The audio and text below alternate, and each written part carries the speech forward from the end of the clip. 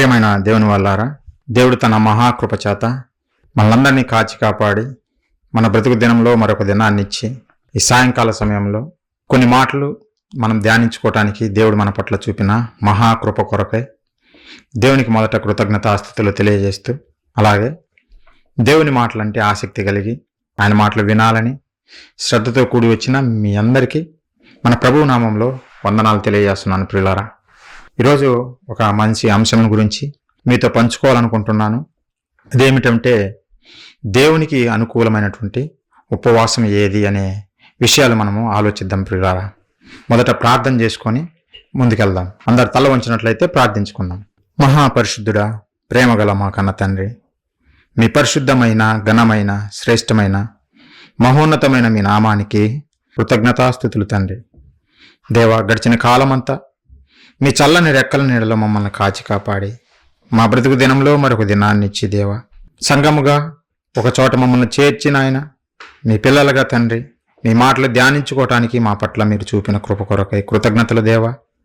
దేవా, కొన్ని మాటలు మా కొరకు రాయించినటువంటి మా బ్రతుకు పుస్తకమైన బైబిల్లో నుంచి కొన్ని ధ్యానించుకొని చుండగా తండ్రి, చెబుతున్న నాకు సమయోచితమైన జ్ఞానమును, వాక్శక్తిని ప్రసాదిస్తారని వింటున్న మీ పిల్లలు తండ్రి, మీ మాటలు అలాగున్నాయో లేవో పరీక్షించి తెలుసుకొని సత్యాన్ని గ్రహించి ఆ సత్యవాక్య ప్రకారము వారును నేనును జీవిస్తూ భూమి మీద మిమ్మల్ని మహిమపరిచి మీ చెంతకు చేరేవారిగా మమ్మల్ని నిలబెట్టమని, ఈ క్లాస్ అంతట్లో మీ సహాయం అనుగ్రహిస్తారని, మీ చిత్తానుసారంగా మీకు మహిమకరంగా మాకు ఆశీర్వదకరంగా జరిగిస్తారని వేడుకుంటూ తండ్రి, ఈ ప్రార్థన మా ప్రభువును మా రక్షకుడును మీ ప్రియకుమారుడైనటువంటి క్రీస్తు వారి పుణ్యనామాన అడిగి వేడుకొనుచున్నాం తండ్రి, ఆమేన్.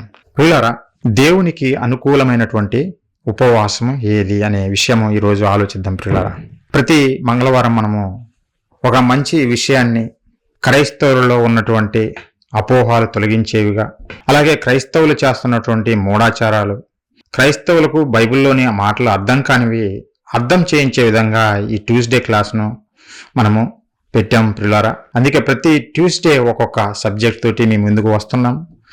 మీకు అనేక విషయాలు తెలియజేస్తున్నాం. బైబిల్లో రాసిన మాటల ప్రకారం దేవుడు చెప్పిన విషయాలే మీకు తెలియజేస్తున్నాం తప్ప కల్పితాలు అనేవి మేమేమి చేయటం లేదు.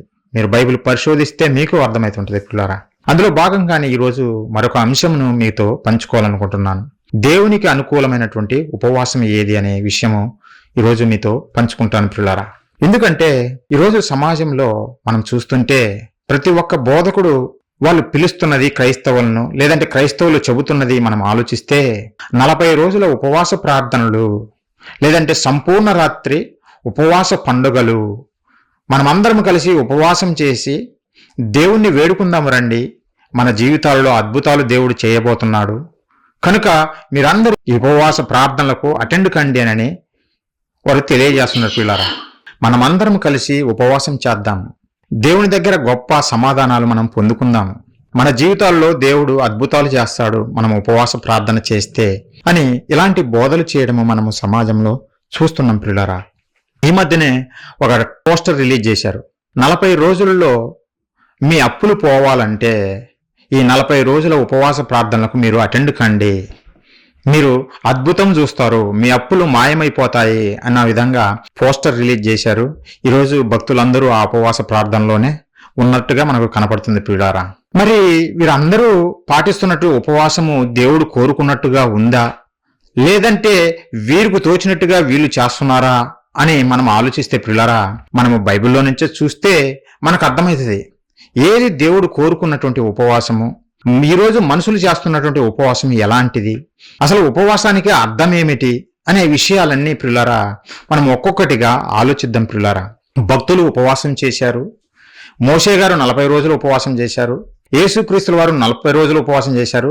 కనుక ఈరోజు మనము కూడా 40 రోజులు ఉపవాసం చేస్తే దేవుడు మన జీవితంలో కూడా చాలా గొప్ప కార్యాలు జరిగిస్తాడు అని వీళ్ళు బోధించడం మొదలుపెట్టారు. పిల్లారా, బోధిస్తున్నారు, అవే మాటలు నమ్మి వీళ్ళు కూడా అవును కదా, యేసుక్రీస్తుల వారు 40 రోజులు ఉపవాసం ఉన్నారు, మోషే గారు కూడా 40 రోజులు ఉపవాసం ఉన్నారు, కాబట్టి వీళ్ళు చెప్పేది కరెక్టే, మనము కూడా వెళ్దాము, అద్భుత కార్యాలు మన జీవితాల్లో చూద్దాము అనే విధంగా వీళ్ళు భావిస్తున్నారు ప్రియులారా క్రైస్తవులు. ఎందుకంటే వీరు వాక్యం చదవలేదు గనక, వాక్యంలో ఏముందో తెలియదు గనక, బోధకుడు ఏది చెబితే అదే నిజమనుకుని అదే భ్రమలో బ్రతుకుతున్నారు గనక ప్రియులారా. అందుకే బోధకులు కూడా ఇవి చూసి ఇవన్నీ క్యాచ్ చేసేసుకొని ప్రియులారా వారికి వాక్యం అర్థం కాదు. అలాగని లోక సంబంధంగా ఆలోచిస్తూ మనుషుల దగ్గర ఏవో కొన్ని రాళ్ళు ఏరుకోవాలని ప్రియులారా మీ కుటుంబ సమస్యల, ఆరోగ్య సమస్యల, కోర్టు సమస్యల, ఆర్థిక సమస్యల, ఇవన్నిటి నుండి మీకు విడుదల కావాలంటే ఈ ఉపవాస ప్రార్థనలో మీరు పాల్గొనాలి. సంపూర్ణ రాత్రి ఉపవాస ప్రార్థనలో మీరు పాల్గొనాలి. అప్పుడు మీకు గొప్ప విడుదల కలుగుతుంది అని వీళ్ళు ప్రకటనలు చేస్తున్నారు ప్రియులారా. నిజంగా ఇది వాస్తవమా కాదనేది మనము బైబిల్లో ఒక్కొక్కటిగా మనం ఆలోచిద్దాం ప్రియులారా. భక్తులు ఉపవాసం చేశారు. వీరు చెబుతున్నట్టుగా మోషే గారు, దానియేలు గారు, ఎస్తేరు గారు, అలాగే యేసుక్రీస్తుల వారు వీరు మాత్రమే ఉపవాసం చేశారని వీళ్ళు చెబుతున్నట్టుగా కాదు ప్రియులారా. బైబిల్లో రాయబడిన ప్రతి భక్తుడు ఉపవాసం చేశాడు. ఎలా ఉపవాసం చేశారో మనం చూద్దాం. ముందుకెళ్తే మీకు అర్థమవుతుంది ప్రియులారా. వీరు మోసేని చూపిస్తారు, యేసుక్రీస్తుల వారిని చూపిస్తున్నారు, బాగానే ఉంది. కానీ వీరికి తెలియని విషయం ఏంటో తెలుసునా? బైబిల్లో రాయబడిన ప్రతి భక్తుడు ఉపవాసం చేశాడు ప్రియులారా. ఎలా చేశాడో ముందుకెళ్దాం ప్రియులారా. భక్తులు మరి వీరు చేస్తున్నటువంటి ఉపవాసం భక్తులు చేసినట్టు చేస్తున్నారా అని ఆలోచిస్తే ప్రియులారా భక్తులు ఎలాంటి ఉపవాసం చేశారు, వీరు ఎలాంటి ఉపవాసం చేస్తున్నారు అది కూడా మనం బైబిల్లో నుంచి చూద్దాం. అసలు ఉపవాసము అంటే అర్థం ఏమిటి, ఉపవాసానికి అర్థం ఏమిటి అని ఈ బోధకులను అడిగితే ఏముందండి, భోజనం మానేస్తే సరిపోతుంది, మనము దేవుని సన్నిధిలోకి వచ్చేస్తే సరిపోతుంది, భోజనం మానేసి అదే ఉపవాసము, భోజనం మానేసి ప్రార్థన చేస్తే అదే ఉపవాసము అని వీళ్ళు చెప్పే నిర్వచనం ప్రియులారా. అసలు ఉపవాసం అనే పదానికి అర్థం ఏంటంటే ప్రియులారా ఉపవాసంలో 2 పదాలు ఉన్నాయి. ఉపవాసం. ఉప అంటే ప్రియులారా దగ్గరగా అని అర్థము. ఉప అంటే దగ్గరగా అని అర్థము. వాసము అంటే నివసించటము అని అర్థము. అంటే ఉపవాసము అనే పదానికి అర్థం ఏమిటంటే దగ్గరగా నివసించటము. ఎవరికి దగ్గరగా నివసించటము? తల్లిదండ్రులకు దగ్గరగా నివసించటమా, లేదంటే భార్యకు దగ్గరగా నివసించటమా, భర్తకు దగ్గరగా నివసించటమా, లేదంటే బంధువులకు దగ్గరగా నివసించటమా? ఇవన్నీ కాదు ప్రియులారా. ఎవరికి దగ్గరగా నివసించడం అంటే దేవునికి దగ్గరగా నివసించటమే ఉపవాసము. కానీ ఈరోజు ప్రజల్లో అర్థం తెలియదు, అది మర్చిపోయారు. ఎప్పుడూ మర్చిపోయారు. ఉపవాసం అనగానే ఎవరైనా చెప్పండి, ఉపవాసం నేను ఆహారం మానేశాను, నేను మంచి నీళ్లు కూడా తాగటం లేదు, ముట్టుకోవటం లేదు, ఇదే ఉపవాసం అని మనుషులకు అర్థమైంది ప్రియులారా. కానీ వాస్తవానికి అర్థం అది కాదు. దేవునికి దగ్గరగా నివసించటమే అదే ఉపవాసము అన్నట్టున్నాడు. అదే ఉపవాసం ప్రియులారా. మరి ఈరోజు క్రైస్తవులు ఎలా ఉపవాసం ఉంటారు మీకు తెలిసిందే. అక్క ఏందక్క నీరసంగా ఉన్నావు అని అంటే నేను ఉపవాసం ఉన్నానక్క అని చెబుతుంది అక్క. తమ్ముడు ఈ స్వీట్స్ తినరా నీకోసం తెచ్చానంటే అన్నా నేను ఈరోజు ఉపవాసం అన్నా, నేను తిననన్నా అని చెబుతాడు. అంటే వీరు ఉపవాసం ఉన్నదని బోర పెట్టి ప్రతి ఒక్కరికి తెలియజేస్తున్నారు. నేను ఉపవాసము, నేను ఏమి తినకూడదు, మంచి నీళ్లు కూడా ముట్టుకోకూడదు, ఒక పూట భోజనం మానేస్తాను, కాబట్టి నేను ప్రార్థనలో ఉంటాను అన్న విధంగా వీరు ఉపవాసానికి నిర్వచనం చెబుతున్నారు పిల్లారా. అంటే వీరికి అర్థమైంది ఉపవాసం అంటే అదే. అందుకే బోరబెట్టి ప్రతి ఒక్కరికి ఉపవాసం అని చాటిస్తున్నారు. అసలు నువ్వు ఉపవాసం ఉంటే ఎదుటి వారికి కనపరుచుకోవటం అని, లేదంటే బజారుకి వెళ్ళి అందరికీ తెలియపరచులాగన నీ ముఖము వికారం చేసుకొని ఎవరు కనపరుచుకోమన్నారు? నువ్వు ఉపవాసం ఉంటే దేవుని సన్నిధిలో ఉండాలి కదా. దేవుని సన్నిధిలో కనపడకుండా నీ ఇంటి చుట్టూ, బంధువుల చుట్టూ, లేదంటే నీ జాబు కొరకు ఎవరు వెళ్ళమన్నారు? మరి అది ఎలా ఉపవాసం అవుతుంది? నేను ఉపవాసం అని చెప్పి దేవునితో గడపకుండా నువ్వు ఊరి మీద తిరుగుతుంటే అది ఉపవాసం ఎలా అవుతుంది? నువ్వు బయటికి వెళ్ళి బోరబెట్టి అందరికీ నేను ఉపవాసమునని చెబుతుంటే అది ఉపవాసం ఎలా అవుతుంది పిల్లరా? నువ్వు దేవునితోనే గడపాలి కదా. దేవుని కొరకు ఉపవాసం చేస్తున్నానన్నావు, మరి దేవునితో గడపకుండా ఊరి మీద నీకేం పని పిల్లరా? ఈరోజు క్రైస్తవులను చూడండి, మన క్రైస్తవులే ఉపవాసం ఎలా చేస్తారు? ఇదే ఒక పూట భోజనం మానేస్తారు. ఒక పూట భోజనం మానేసి నేను ఉపవాసం ఉన్నానని అందరికీ చెప్పుకుంటూ తర్వాత ఆ పూటది రాత్రిపూట మొత్తం అన్ని పూటలు కలిపేసి మింగేస్తారు పిల్లారా. అది ఉపవాసం ఎలా అవుతుంది పిల్లారా? ఒక పూట నువ్వు మానేసి ఆ పూటది కూడా రాత్రి కూడా కలిపి తినేసి నువ్వు దేవుని మీద ఆధారపడకుండా దేవుని సన్నిధిలో కనపడకుండా నీ జాబు నువ్వు చేసుకుంటూ, లేదంటే ఊరి మీద నీకేవో పనులుంటే ఆ పనులు చేసుకుంటూ ప్రజలందరికీ కనపరుచుకుంటూ ఉంటే అది ఉపవాసం ఎలా అవుతుంది పిల్లరా? మీరు ఆలోచించండి. కానీ ఈరోజు సమాజము అదే ఉపవాసము అని భావిస్తుంది పిల్లరా. అదే ఉపవాసము అని వీళ్ళందరూ భావిస్తున్నారు. ఈనాడు క్రైస్తవులు కాదు, ఆనాడు యూదులు కూడా ఇదే భావనతో ఉన్నారు పిల్లరా. ఉపవాసం అంటే మనము భోజనం మానేయాలి, మనము మంచినీళ్ళు కూడా ముట్టుకోకూడదు అనే భావనతోనే ఉన్నారు పిల్లరా. అదే భావనతో ఒకరోజు యేసుక్రీస్తుల వారి దగ్గరికి వచ్చారు ఈ యూదులు. వచ్చి ఆయనను అడిగారు, ఒక ప్రశ్న అడిగారు. ఏమన్నారంటే, ఇదిగో బాప్తిసం ఇచ్చే యోహాను గారి శిష్యులు ఉపవాసం ఉంటున్నారు, అలాగే పరిసయ్యుల శిష్యులు ఉపవాసం ఉంటున్నారు, మరి మీ శిష్యులు ఎందుకు ఉపవాసం ఉండరు అని అడిగారు పిల్లరా. అప్పుడు యేసుక్రీస్తుల వారు సరైన సమాధానం చెప్పాడు. ఉపవాసానికి అర్థం అక్కడ తెలియజేశాడు. కానీ ఈరోజు క్రైస్తవులకు అది అర్థం కాలేదు, ఆ రోజు ఉన్నటువంటి యూదులకు కూడా అర్థం కాలేదు పిల్లారా. ఏమి చెప్పాడో ఆ సమాధానము ఒకసారి బైబిల్ ఓపెన్ చేసి చూద్దాం పిల్లారా.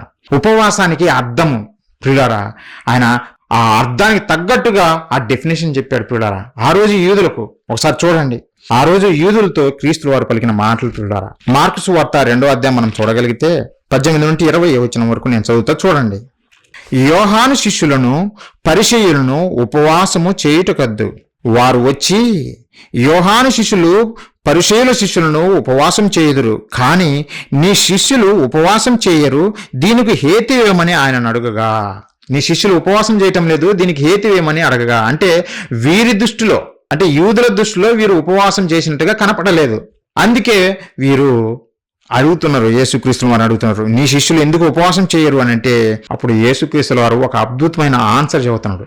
ఉపవాసం ఎందుకు చేయలేదు వీళ్ళు అనుకుంటున్నారు, కానీ ప్రభులు వారు ఏం చెబుతున్నారు ఒకసారి చూడండి. 19వ వచనం, యేసు, పెళ్లి కుమారుడు తమతో కూడా ఉన్న కాలమున పెళ్లి ఇంటి వారు ఉపవాసము చేయదగునా? పెళ్లి కుమారుడు తమతో కూడా ఉన్నంత కాలము ఉపవాసం చేయదగదు కదా అని పెళ్లి కుమారుడు వారి యొద్ద నుండి కొనిపోబడు దినములు వచ్చును, ఆ దినములలోనే వారు ఉపవాసం చేతురు. అంటే పెళ్లి కుమారుడు దగ్గరగా ఉన్నప్పుడు ఆ బంధువులు, ఆ ఇంటి వారు ఎవరైనా ఉపవాసం చేస్తారా అని తెలియజేస్తూ ఒక వాస్తవాన్ని తెలియజేస్తుండు. అక్కడ పెళ్లి కుమారుడు ఎవరో కాదు, యేసుక్రీస్తుల వారు. నేను నా శిష్యులతోనే ఉన్నాను, నా శిష్యులు నాతోనే ఉన్నారు, మరలా మీరు ఉపవాసం చేయమని వీళ్ళని అడుగుతున్నారేంటి? దేవుడు తాను ప్రేమించినటువంటి తన ప్రియ కుమారుడైనటువంటి యేసుక్రీస్తుల వారిని తన తరపున భూమి మీదకి పంపించాడు. నువ్వు వెళ్ళు, ఈ మానవాన్ని రక్షించు అని పంపించాడు. దేవునికి ప్రియ కుమారుడు యేసుక్రీస్తుల వారు. ఉపవాసము అని అంటే దేవునికి దగ్గరగా నివసించటము అని అర్థమని మీకు ఇంతకుముందే తెలియజేశా. దేవునికి దగ్గరగా నివసించటము ఉపవాసం అయితే మరి శిష్యులు ఎక్కడున్నారు పిల్లరా? దేవుడు ప్రేమించి పంపినటువంటి యేసుక్రీస్తుల వారితోనే సహవాసం చేస్తున్నారు, ఆయనతోనే నివాసం చేస్తున్నారు. ఆయన ఎక్కడికి వెళ్తే అక్కడికే బయలుదేరుతున్నారు శిష్యులు. మరి ఇంతకన్నా దగ్గరగా ఎలా ఉంటారు పిల్లరా? ఆలోచించండి. ఇంతకన్నా దగ్గరగా నివసించడం అంటే ఇంకా ఏంటిది? యేసుక్రీస్తుల వారికి దగ్గరగా, అంటే దేవునికి దగ్గరగా శిష్యులు జీవిస్తూనే ఉన్నారు పిల్లారా. కానీ యూదులకు అది అర్థం కాక భోజనం మానేయలేదండి వీళ్ళు. ఉపవాస దినాలు ప్రకటించి భోజనం మానేయటం లేదండి, నీళ్లు తాగడం మానేయటం లేదండి మేము చేసినట్టుగా అని ఆ భ్రమలో యేసుక్రీస్తుల వారిని ప్రశ్నించారు. యేసుక్రీస్తుల వారు ఒక వాస్తవాన్ని తెలియజేశారు. పెళ్లి కుమారుడు నేను వారితోనే ఉన్నాను, వారు నాతోనే ఉన్నారు, ఇంకా ఉపవాసం ఏంటి? ఉపవాసానికి అర్థం అదే కదా, నాతో ఉండడమే కదా, నాకు దగ్గరగా ఉండడమే కదా ఉపవాసానికి అర్థము. అలాంటప్పుడు నాతోనే ఉన్నప్పుడు మళ్ళీ వాళ్ళు ఉపవాసం చేయలేదంటారండి. అయితే ఒకరోజు నేను వెళ్ళిపోతాను మరలా, అప్పుడు ఉపవాసం చేస్తారు అని యేసుక్రీస్తు వారు చెబుతున్నారు పిల్లరా. నిజంగా ప్రభువు వారు ఇంత క్లియర్గా చాలా స్పష్టంగా తెలియజేసినా ఈ రోజున్న క్రైస్తవ సమాజానికి కూడా అర్థం కాలేదు.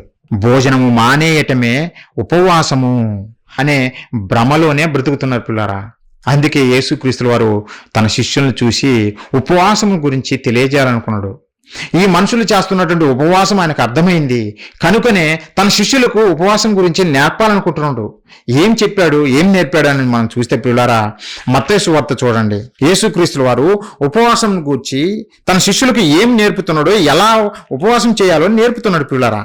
మత్తయి సువార్త 6వ అధ్యాయం మనం చూడగలిగితే 16వ వచనం నుంచి నేను చదువుతా చూడండి. మీరు ఉపవాసము చేయనప్పుడు వేషధారుల వలె దుఃఖముఖులై ఉండకుడే. మీరు ఉపవాసం చేయనప్పుడు వేషధారణ ఉండకూడదు. మీలో వేషధారణ ఉండకూడదు. ఎలా వేషధారణ? నేను ఉపవాసం చేస్తున్నాను అని ముఖము వికారంగా పెట్టి డీలాబడి నీరసంగా ఉండి అందరికీ కనపరుచుకునే విధంగా మీరు ఉండకూడదు అని చెబుతుండే పిల్లారా. ఇంకా ఏమంటున్నాడు? మీరు ఉపవాసం చేయనప్పుడు వేషధారుల వలె దుఃఖముఖులై ఉండకుడి. తాము ఉపవాసము చేయుచున్నట్టు మనుషులకు కనబడవలనని వారు తమ ముఖములను వికారము చేసుకుందరు. వారు తమ ఫలము పొంది ఉన్నారని నిశ్చయముగా మీతో చెప్పుచున్నాను. ఈ వేషధారులు ఎలాంటి వారంటే వాళ్ళందరికీ కనపరుచుకుంటారు మేము ఉపవాసం ఉన్నా అని. వారి ముఖమే తెలియజేస్తుంది. వారి ముఖం నీరసంగా ఉన్నప్పుడు రెగ్యులర్గా రోజు ఆహారం తిని హ్యాపీగా ఉంటారు. ఉపవాసం అని చెప్పుకున్న రోజు ఆహారం తినకుండా నీరసంగా ఉండి ఊరి మీద తిరుగుతుంటారు. ఊరి మీద తిరుగుతున్నప్పుడు జనరల్గా ఎవరైనా చూసినప్పుడు ఏమంటారు? ఏం బాబు ఎందుకు అలా ఉన్నావు? ఏమక్క ఎందుకు అలా ఉన్నావు? ఎందుకు నీ ముఖం ఈరోజు ఇలా డల్గా ఉంది ఈరోజు అని అడుగుతారా? అడగరా? అడుగుతారు పిల్లరా. అలా అడిగినప్పుడు వీళ్ళు చెప్పుకుంటారు మేము ఉపవాసం ఉన్నాం, మేము ఉపవాసం ఉన్నా అక్క, ఈరోజు ఉపవాసం ఉన్నా అన్న అని ఇలా చెప్పుకుంటారు పిల్లరా. అసలు నువ్వు అవకాశం ఎందుకు ఇచ్చావు? నువ్వు ఉపవాసం ఉన్నప్పుడు నీ దేవునితో నువ్వు గడపాలి కదా. నీ దేవుని సన్నిధిలోనే నువ్వు ఉండకుండా, ఉపవాసం అయ్యేంత వరకు నీ దేవుని సన్నిధిలో ఉండకుండా ఉపవాసం అని చెప్పి నువ్వు ఊరి మీద తిరుగుతూ అందరికీ కనపరుచుకుంటే అదే వేషధారణ అంటున్న పిల్లరా. అదే వేషధారణ. యేసుక్రీస్తు వారు చెబుతున్నారు, దుఃఖముఖులై వారు తమను కనపరుచుకుంటారు అని చదువుతున్న పిల్లరా. 17వ వచనం చూస్తే, ఉపవాసము చేయుచున్నట్టు మనుషులకు కనపడవలనని కాక రహస్యమందున్న నీ తండ్రికే కనపడవలనని నీవు ఉపవాసం చేయనప్పుడు నీ తల అంటుకొని నీ ముఖము కడుగుకొనుము. అప్పుడు రహస్యమందు చూచుతున్న నీ తండ్రి నీకు ప్రతిఫలం ఇచ్చును. నువ్వు ఉపవాసం ఉన్నట్టు ప్రజలకు కాదు కనపరుచుకోవాల్సింది, దేవునికి, రహస్యమందున్నటువంటి దేవునికి నువ్వు కనపరుచుకోవాలి. అప్పుడు రహస్యంగా ఉన్నటువంటి నీ దేవుడు రహస్యంగా నువ్వు చేసినటువంటి ఉపవాసాన్ని స్వీకరిస్తాడు. ఇక్కడ యేసుక్రీస్తుల వారు మీరు భోజనం మానేయండి అని చెప్పాడా? ఆలోచించండి పిల్లరా. ఉపవాసం గురించి చెబుతూ ఎలా ఉండాలని చెబుతూ మీరు భోజనం మానేయండి లేదంటే నీళ్లు మానేయండి అని చెప్పాడా పిల్లరా? చెప్పలేదు. మీ తల అంటుకొని నీ ముఖము కడుగుకొనుము, అప్పుడు రహస్యమందు చూచున్న నీ తండ్రి నీకు ప్రతిఫలం ఇచ్చును. నువ్వు బయటికి వెళ్ళి చెప్పుకోవద్దు నేను ఉపవాసం ఉన్నామని. రహస్యమందున్న నీ తండ్రికి కనపడులాగున నువ్వు కూడా నీ ఉపవాసం అనేది రహస్యంగా ఉండాలి అన్నట్టుంది పిల్లరా. మరి ఈ రోజు ఏంది 40 రోజుల ఉపవాస ప్రార్థనని బోరబెట్టి ఊదుతున్నారు. వీళ్ళు బోరలు పెట్టి ఊదుతున్నారు దేనికి పిల్లరా? ఇదే వేషధారణ అంటారు. వేషధారణ అంటే చాలా మందికి ఇష్టం పిల్లరా. నిజంగా నేను భక్తిపరును కనపరుచుకోవాలి, నేను భక్తిపరుని ప్రజల మధ్య కనపరుచుకోవడానికి ప్రయత్నం చేస్తుంటారు చాలా మంది. మనిషికున్న ఒకటి పెద్ద జబ్బు ఇది పిల్లరా. ఏ విషయంలో సరే నేను గొప్పవాడిని కనపరుచుకోవాలి మనుషుల మధ్య, నేను నీతిమంతుణ్ణి కనపరుచుకోవాలి మనుషుల మధ్య, నేను భక్తిపరుణ్ణి మనుషుల మధ్య కనపరుచుకోవాలి. నువ్వు భక్తిపరుడు అనేది దేవునికి కనపరుచుకోవాలి. మనుషులకు కనపరుచుకుంటే వాళ్ళేం చేస్తారు? వాళ్ళేం నీకు ప్రతిఫలం ఇస్తారు? వాళ్ళు ఇవ్వరు పిల్లరా. కానీ మనుషులో ఉన్న జబ్బు ఇలాంటిది. అలా మీరు ఉండకూడదని శిష్యులకు దేవుడు ఆ రోజు యేసుక్రీస్తుల వారు తెలియజేశారు పిల్లరా. ఉపవాసం అలా ఉండకూడదు. అది వేషధారణ అవుతుంది. వేషధారణ అనేది ఉపవాసం ఎలా అవుతుంది? రహస్యమందున్న నీ తండ్రికి నువ్వు కనపడాలంటే నీ ఉపవాసం కూడా రహస్యంగా ఉండాలి. నీ దేవునితో నువ్వు గడపాలి. అప్పుడు రహస్యమందున్న నీ తండ్రి నీకు ప్రతిఫలం ఇస్తాడు పిల్లారా.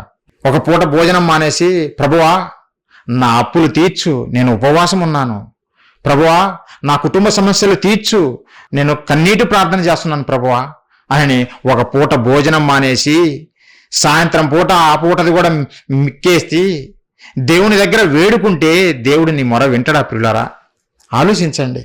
ఒక పూట భోజనం మానేస్తే దేవుడు నీ మొర వింటాడా? ఆలోచించండి. అసలు అప్పులు నిన్నెవరు చేయమన్నారు? అసలు నువ్వు అప్పులు ఎవరి కొరకు చేశావు? నీ కొరకు చేశావా లేదంటే దేవుని కొరకు చేశావా? నీ కొరకే కదా నువ్వు అప్పులు చేసింది.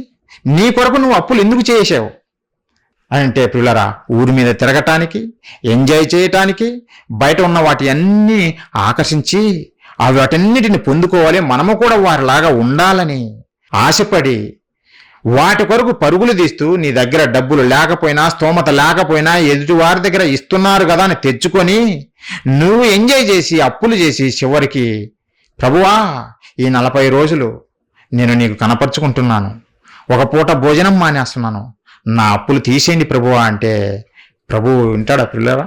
అలాంటి ప్రార్థన దేవునికి ఇష్టమైనదేనా? నువ్వు ఒక పూట భోజనం మానేసి దేవుని నా అప్పులు తీర్చేయమంటే దేవుడు ఎందుకు అప్పులు తీర్చేయాలి? ఆలోచించండి. నీవు అప్పు చేసి దేవుణ్ణి అప్పులు తెచ్చమంటే ఇది ఏమన్నా సమంజసమా? ఆలోచించండి పిల్లరా. నీ కొరకు అప్పులు చేశావు, దేవుని కొరకు కాదు. దేవుని కార్యాలు జరిగిద్దామని నువ్వు అప్పులు చేయలేదు. దేవుడు నిజంగా అప్పు చేసి నా కార్యం చేయమని అని చెప్పను కూడా జరలేదు పిల్లరా. దేవుడు చాలా ప్రేమమయుడు. దేవుడు ప్రేమమయుడు. ఆయన ఎప్పుడు మనుషుల్ని ఇబ్బంది పెట్టలేదు పిల్లరా. నా పిల్లలు తమకున్న దాంతోనే చేయని అని సంతోషపడేవాడే గాని మీరు అప్పులు చేసి నాకు కొరకు చేయండి అని చెప్పినవాడు కూడా కాదు పిల్లరా, చెప్పినవాడు కూడా కాదు. కానీ వీళ్ళు మాత్రము వీరి స్వార్థ ప్రయోజనాల కొరకు అప్పులు చేసి చివరికి నా అప్పులు మీరే తీర్చండి ప్రభువా, నీ కొరకు ఒక పూట భోజనం మానేశాము, రాత్రిపూట అది కూడా మింగేస్తాంలే అని ప్రార్థన చేస్తే దేవుడు ఎవర్రా నువ్వు అని అంటాడు. ఎవర్రా నువ్వు, నా కొరకు అప్పు చేసావా అని అడుగుతాడు పిల్లరా. ఉదాహరణకు మనం అప్పు చేశాం, పక్కింటోడి దగ్గరికి వెళ్ళి నా అప్పు తీర్చవా అని అంటే వాడు ఏమంటాడు? ఎవర్రా నువ్వు, తేడాగా ఉన్నావు, నువ్వు అప్పు చేసి నన్ను తీర్చమంటావేంద్రా, నువ్వు కదా అప్పు చేసింది, నువ్వే తీర్చాలి అప్పు. చివరికి అన్నదమ్ములే ఈరోజు పిల్లరా నీ అప్పు నువ్వే తీర్చుకో, నా అప్పు నాదే అంటారు. ఎందుకు? ఎవరు అప్పు చేస్తే వాళ్ళే తీర్చుకోవాలి, వారే తీర్చుకోవాలి. అది మర్చిపోయి కనీస జ్ఞానం లేకుండా 40 రోజుల్లో ఉపవాసం చేద్దాం అలా కానీ వీరు అనుకున్నట్టుగానైనా పర్ఫెక్ట్గా చేస్తారంటే అది కూడా లేదు. ఉపవాసము, భోజనం మానేయడము ఉపవాసం అనుకున్నారు కదా, మరి 40 రోజులు భోజనం లేకుండా ఏ ఒక్కడైనా ఉంటాడా? కనీసం అది ప్రకటించిన బోధకుడైనా ఉంటాడా? 40 రోజులు భోజనం లేకుండా కనీసం అది ప్రకటించిన బోధకుడైనా ఉంటాడా? అంటే ఉన్నాడు పిల్లరా. వీరు పెట్టుకున్న ఆచారం కూడా సరిగా పాటించలేనటువంటి వీరు మన ప్రార్థన వింటాడు, మీరు అద్భుతాలు చూస్తారు, 40 రోజుల ఉపవాస ప్రార్థనలో పాల్గొనండి, మీ అప్పులు మాయమైపోతాయి అని బోధిస్తున్నారు పిల్లరా. ఇది ఏమన్నా సమంజసమా? ఆలోచించండి. క్రైస్తవులు అప్పులు ఫ్రీగా పోతే బాగానే ఉంటుంది కదా, ఇంకంతకన్నా మనకేం కావాలి? మనం అప్పులు చేశాము ఊరి మీద పడి తిరిగి, నిజంగా ఆ అప్పులే దేవుడి దయ వల్ల తీరిపోతే ఎంత గొప్పగా ఉంటుందని ఆశతోటి ఈళ్ళు పరుగులు తీస్తారు. మనం ఒళ్ళొంచి కష్టపడి పని చేయాలి, మనం కష్టపడకపోతే సంపాదించలేము, మనకున్న దాంతోనే మనం సంతృప్తి చెందాలి, లేని దాని కొరకు పరుగులు తీయకూడదు అనే ఆలోచన, కనీస వివేచన జ్ఞానము క్రైస్తవ సమాజానికి లేదు గనుకనే ఇలాంటి బోధకులు పుట్టకొస్తున్నారు, వీరి మాటలు నమ్మి పరుగులు తీస్తున్నారు, జీవితాంతం అప్పులు పోకుండా అలానే ఉంటున్నారు. చివరికి ఎవరు అప్పులు పోతాయంటే బోధకుని అప్పులు పోతాయి. ఎందుకు తెలుసా? అందరూ వచ్చి ఇచ్చేస్తారు కదా. అప్పులు పోతాయనేసరికి ఆ మాయబోధ వినేసి, ఇదిగో దేవుడు మీ అప్పులు పోవాలంటే ఈరోజు ఒక టీవీ ప్రోగ్రాంకి స్పాన్సర్ చేయాలి మీరు అనగానే అందరూ ఇచ్చిపడేస్తారు. నాది 2 టీవీ ప్రోగ్రాంలు, నాది 5 ప్రోగ్రాంలు, ఒక పాట పాడినట్టు పాడతారు పిల్లారా. చివరికి బోధకుని జోబు నిండిపోతుంది. అప్పులు ఏమన్నా ఉంటే తీర్చేసుకుంటాడు, లేదంటే ఎక్కువైన తర్వాత మరలా నేను హైదరాబాద్లోనే కాదు, దేవుడు నాకు దర్శనమిచ్చాడు, విజయవాడలో ఒక సంఘం కట్టాలా, నాకు దేవుడు దర్శనమిచ్చాడు విశాఖపట్నంలో ఒక సంఘం కట్టాలా, నాకు దేవుడు దర్శనమిచ్చాడు ఇంకా దేవుడు విస్తరింపజేస్తున్నాడు కనుక ఈ బిల్డింగ్ సరిపోదు, ఇంకా 10 బిల్డింగ్లు కట్టాలా, ఇచ్చేయండి అని ఇలా బోధకుడు దోచుకుంటూ ఉంటాడు పిల్లరా. మరి ఏ రోజైనా ఆ బోధకుడు 40 దినాలు ఒక మోషే గారు ఉన్నట్టుగా వీరు అనుకున్నట్టుగా, వీరు అంటున్నారు కదా భోజనం మానేయటము, నీళ్లు తాగటం మానేయటము ఉపవాసము అని వీళ్ళు చెబుతున్నారు కదా, అసలు డెఫినేషన్ మర్చిపోయారు. అది తర్వాత సంగతి. వీరు అనుకున్నట్టుగానైనా కనీసం ఆ 40 రోజులు ఒక పూటైనా కనీసం భోజనం లేకుండా మంచినీళ్ళు లేకుండా ఉండగలుగుతున్నారా? ఉండరు పిల్లారా. 40 రోజులను ప్రకటిస్తారంతే. 40 రోజులు నువ్వు ఉపవాసం ఉంటే ఇంకా అంబులెన్స్ బుయ్ అనుకుంటా ఆ చర్చి చుట్టూ తిరగాల, ఎందుకంటే శవాలు గుట్టలుగా పడిపోయి ఉంటాయి. ఉండగలరా? రోజు కుంభాలు తినే వీళ్ళు 40 రోజులు భోజనం లేకుండా ఉండగలరా? ఎవరన్నా ఉండలేరు పిల్లరా, ఉండలేరు. నిజంగా ఉపవాసము అర్థము వీళ్ళకి తెలియదు పిల్లరా. ఉపవాసం అంటే దేవునికి దగ్గరగా నివసించటమే ఉపవాసము. భోజనం మానేయటం కాదు, నీళ్లు తాగడం మానేయటం ఉపవాసం కాదు. నువ్వు భోజనం చేస్తే అంత, చేయకపోతే అంత. అసలు నువ్వు భోజనం మానేయడం వల్ల దేవునికి వచ్చే ప్రయోజనం ఏమిటి పిల్లరా? దేవునికి వచ్చే ప్రయోజనం ఏమిటి? నువ్వు భోజనం మానేసావు బాగానే ఉంది, దానివల్ల దేవునికి వచ్చే ప్రయోజనం ఏమిటి? ఒకరోజు యూదులు ఇలానే వచ్చారు. యూదులు వచ్చి దేవునితో మేము సమ్మతి పడతాము, సమాధాన పడతామని యూదులు ప్రవక్త దగ్గరికి వచ్చారు. ప్రవక్త అయిన జకర్యా దగ్గరికి. అప్పుడు దేవుడు ఒక మంచి సమాధానం ఇచ్చాడు. ఇలాంటి వారికే ఈ రోజున్న క్రైస్తవం కూడా ఈ మాట చదివి బుద్ధి తెచ్చుకోవాలి. ఎవరిమైన ప్రియులారా, ఉపవాసానికి అర్థం తెలియనటువంటి మనము మన ఇష్టానుసారంగా ప్రవర్తించడం మంచిది కాదు ప్రియులారా. మన ఇష్టానుసారంగా ప్రవర్తించడం మంచిది కాదు. నా భార్యకు పట్టు చీర అంటే ఇష్టము అని మనం పట్టు చీర కొంటాము. నా భర్తకు చికెన్ అంటే ఇష్టము అని భార్య భర్తకు చికెన్ వండి పెడుతుంది. నా బంధువులకు మంచి మాంసం అంటే ఇష్టము కనుక మాంసం చేసి వండి పెడతారు. కానీ ఏ రోజైనా మనిషి దేవునికి ఏది ఇష్టమో, దేవునికి ఏది అనుకూలం అనేది ఎవరైనా ఆలోచిస్తున్నాడా? మనం చేస్తున్న ఉపవాసము దేవునికి అనుకూలమేనా, దేవుని చిత్తానుసారమేనా అని ఆలోచిస్తున్నాడా? లేదు పిల్లారా. అలా ఆలోచించకుండా నేను చేసిందే కరెక్టు, నేను ఇదే చేస్తాను, నువ్వు యాక్సెప్ట్ చేయి అన్న విధంగా మనసులో ఉన్నారు పిల్లారా. ఒక నీ స్నేహితుడు నీ ఇంటికి వస్తాడు, వాడు షుగర్ పేషెంట్, వాడు స్వీట్స్ ఇవి తినకూడదు అని రెస్ట్రిక్షన్ పెట్టుకున్నాడు. ఎందుకంటే షుగర్ వచ్చి మళ్ళీ పోతానేమోనని.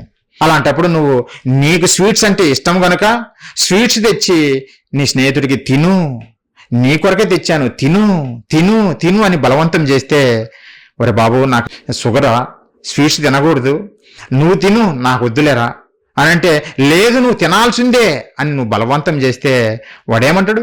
ఒరే బాబు నీకో దండం, నీ స్వీట్స్కో దండం, నీ ఇంటికి నేను ఎప్పుడు రాను అని పారిపోతాడు పిల్లారా. పారిపోతాడు. ఎందుకు? బలవంతంగా నువ్వు రుద్దుతున్నావు. వాడికి ఏది ఇష్టమో నువ్వు తెలుసుకోవటం లేదు. కనీసం నీ స్నేహితుడికి ఏది ఇష్టమో తెలుసుకున్నటువంటి నీవు దేవునికి ఏమి ఇష్టమో తెలుసుకోవాలా లేదా పిల్లారా? నేను చేసిందే కరెక్టు, నేను ఇలానే చేస్తా ప్రభువా, ఒక పూట భోజనం చేస్తా, నేను కన్నీటి బొట్టు గారుస్తా, ప్రార్థన చేస్తా, నా అప్పులు తీర్చేయి. ఎవర్రా ఇలా ప్రార్థన చేయమనేది? ఎవరు? నీ పక్కింటోడిని అంటేనే ఊరుకోడు, నువ్వు తేడాగాడు, నా దగ్గర నుంచి వెళ్ళిపోరా అంటాడు. అలాంటిది దేవుని దగ్గరికి వచ్చి నా అప్పులు తీర్చేయి ప్రభువా అంటే ఊరుకుంటాడా పిల్లరా? ఊరుకోడు. మీరు చేస్తున్నటువంటి ఈ ఉపవాసాన్ని చూసి దేవుడు కూడా పారిపోతాడు ఇలాంటి వారి దగ్గర నుంచి. దేవుడు ఉండడు వారి దగ్గర. అందరూ అబ్బో అంత సమాజం ఎలా వెళ్తుంది, దేవుడు లేకపోతే, దేవుడు ఏర్పరచుకోకపోతే ఈ బోధకుని దగ్గరికి ఇంత లక్షల మంది ఎందుకు వెళ్తున్నారు అని వీళ్ళు అనుకుంటారు, ఆ మాయక ప్రజలు. ప్రియులారా, దేవుడు ఏర్పరచుకుంటే మనుషులు వస్తారా అనుకోవద్దు. దేవుడు ఏర్పరచుకుంటే కాదు. యేసుక్రీస్తుల వారి దగ్గరికి ఎంతమంది ఇచ్చారు? 12 మంది. ఆ 12 మందిలో ఒకడు వెళ్ళిపోయాడు, ఇస్కరియోతు యూదా. పిల్లరా, మరి మిగతా వాళ్ళందరూ వచ్చారు, మరలా వెళ్ళిపోయారు, మరెప్పుడు కనపడలేదు, మరెప్పుడు ప్రభు దగ్గర కనపడలేదు. పిల్లరా, జనాన్ని చూసి అంచనా వేయకూడదు. ఇది దేవుడు ఏర్పరచుకున్న సంఘము, లేదంటే దేవుడు ఏర్పరచుకున్న బోధకుడు అని. ఎలా చూడాలంటే వాక్యం చూడాలా. దేవుడికి అనుకూలమైన బోధలు చేస్తున్నారా, దేవుని చిత్తానుసారమైన బోధనలు చేస్తున్నారా, లేదంటే వాడి కడుపు నింపుకోవటానికి బోధలు చేస్తున్నారా అనేది అబ్జర్వ్ చేయాలా క్రైస్తవులు. అదే అబ్జర్వ్ చేయకుండా గుంపు వెళ్తుంది కనుక మనము వెళ్ళిపోవడమే పిల్లారా. అలా ఉండకూడదు. ఒకరోజు యూదులు వచ్చారు, ప్రవక్త దగ్గరికి వచ్చారు, జకర్యా దగ్గరికి. ఏమని? మేము దేవునితో సమాధానపరచుకోవాలా, దేవుని శాంతిపరచాలా. ఎలా? ఒక పూట భోజనం మానేసి మమ్మల్ని మేము శాంతిపరచుకుంటాం దేవునితో అని జకర్యా దగ్గరికి వచ్చారు పిల్లరా. అప్పుడు జకర్యా ద్వారా దేవుడు పలికిన మాట చూడండి, ఒక అద్భుతమైన మాట. తెలుసుకోవాలి, ప్రతి క్రైస్తవుడు తెలుసుకోవాలి ఈ మాటలు. దేవునికి అనుకూలమైన ఉపవాసం ఏంటనేది తెలుసుకోవాలి పిల్లరా. జకర్యా గ్రంథం చూడండి ఒకసారి.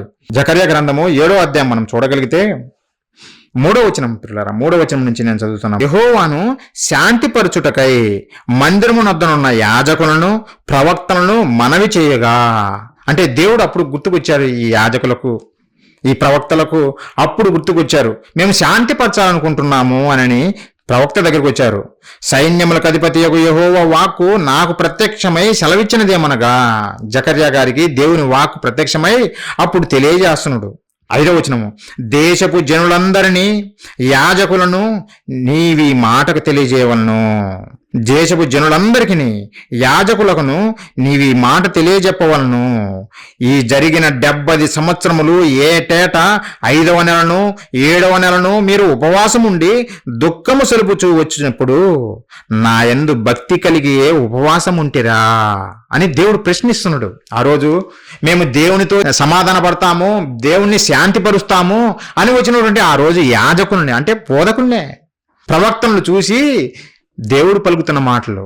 మీరు ఇప్పటి వరకు మీరు చేసినటువంటి ఉపవాసము నా యందు భక్తి కలిగే చేశారా అని దేవుడు ప్రశ్నిస్తున్న పిల్లారా.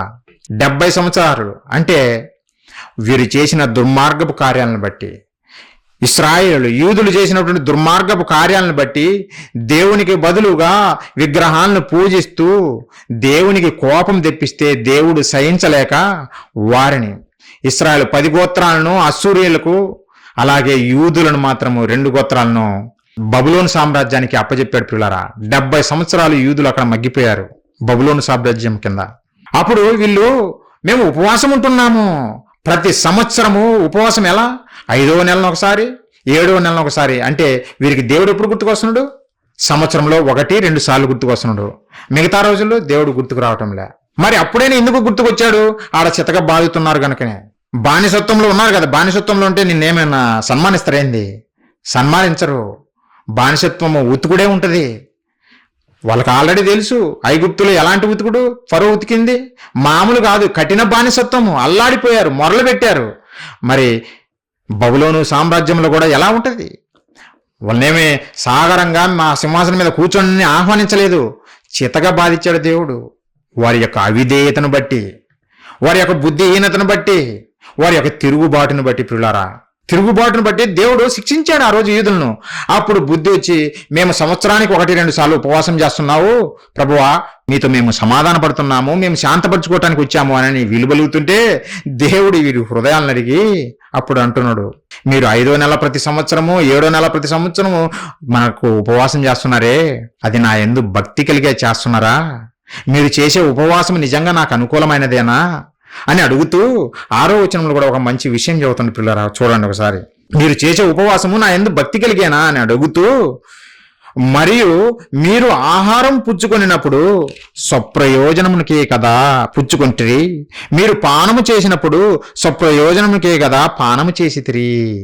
దేవుడు చెబుతున్నాడు, మీరు భోజనం మానేశారు, తాగడం మానేశారు, మేము ఉపవాసం ఉంటున్నాము, మీతో సమాధాన పడుతున్నామని మీరు నాతో చెబుతున్నారే, అది నాకు అనుకూలమైన ఉపవాసమేనా? అసలు భోజనము మానేయమని నేను ఎక్కడైనా చెప్పానా? లేదే. నేను భోజనం మానేసి నాకు ఉపవాసం ఉండమని నేను ఎక్కడ చెప్పలేదే. నీవు ఉండి నేను భోజనం మానేశాను, నేను ఉపవాసం చేస్తున్నానని నువ్వు చెప్పుకుంటున్నావు. అసలు నువ్వు భోజనం మానేయటం ఎందుకో తెలుసునా? అది నువ్వు భోజనం తిన్నా తినకపోయినా అది నీ కొరకే, నా కొరకు కాదు.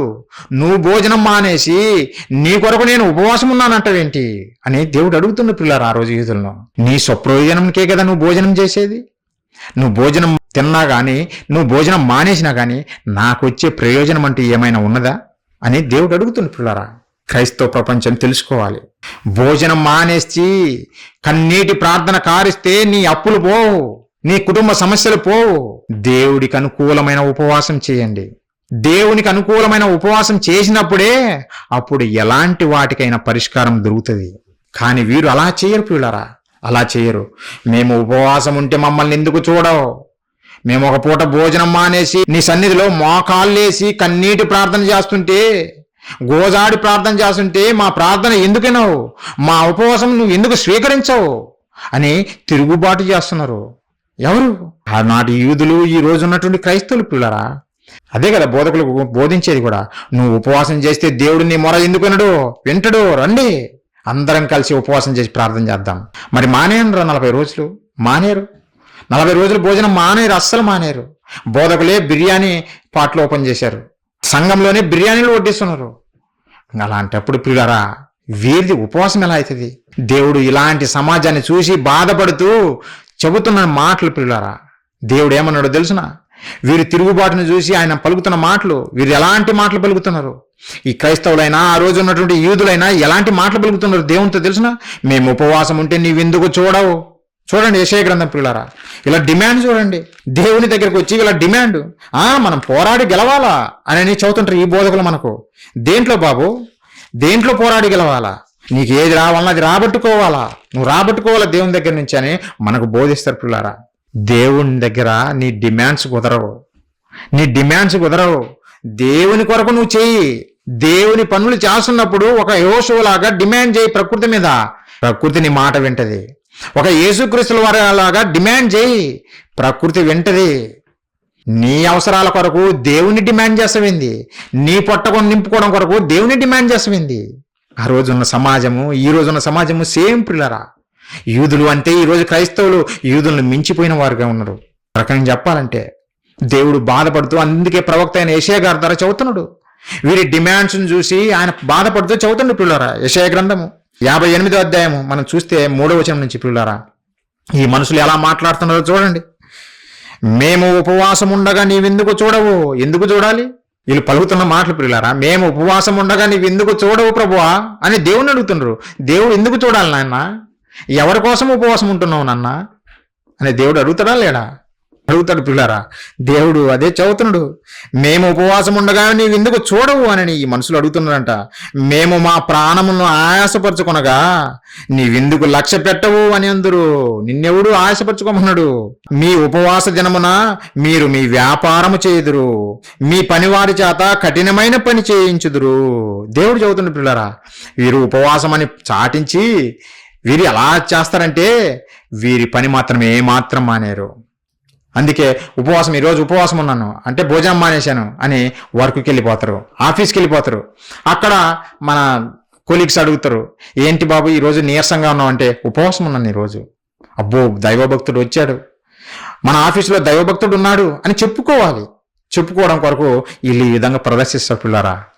ఆఫీస్కి ఎవడు బొమ్మన్నాడు? మరి నీ జాబ్కి ఎవడు బొమ్మన్నాడు? ఉపవాసం అంటే నీ దేవునితో గడపడం కదా, దేవునితో గడపాలి కదా.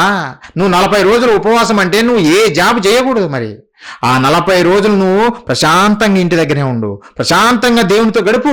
అప్పుడు వండర్ఫుల్, దేవుడు కూడా సంతోషిస్తాడు. నా కుమారుడు నాతోనే గడిపాడు ఈ 40 దినాలని. కనీసం అలాంటి ఆనందం నాకు దక్కుతుంది. నువ్వేమో ఉదయం ఉపవాసం అంటావు, ఒక పూట భోజనం మానేస్తావు, నీ పని నువ్వు చేసుకుంటావు. అది ఎలా ఉపవాసం అయితే పిల్లరా. అందుకే దేవుడు బాధపడుతూ చెబుతున్నాడు. నీవెందుకు లక్ష్య పెట్టవు అని అందరూ మీ ఉపవాస దినమున మీరు మీ వ్యాపారము చేదురు, అందుకు నేను లక్ష్య పెట్టనని దేవుడు చెబుతున్నాడు. నీవెందుకు లక్ష్య పెట్టవని నువ్వు దేవుని అడిగితే ఆయన అంటుండు, మీరు ఉపవాస దినము చాటించి మీరేం చేస్తారంటే మీ వ్యాపారం మీరు మానేయరు, మీ పనులు మీవే, మీ పనివారి చేత కఠినమైన పని చేయించుదురు మీ పనివారి చేత అంటుండు. నువ్వు యజమానుడైనంత మాత్రాన బానిసలుగా చూడకూడదు కదా. నీ పనివారిని బానిసలుగా చూడకూడదు, ఒక సహోదరత్వంతో చూడాలి. కఠినమైన పనులు వారి మీద మోపితే ఎలా మోస్తారు? వాళ్ళు మోయగలరా? మోయలేరు.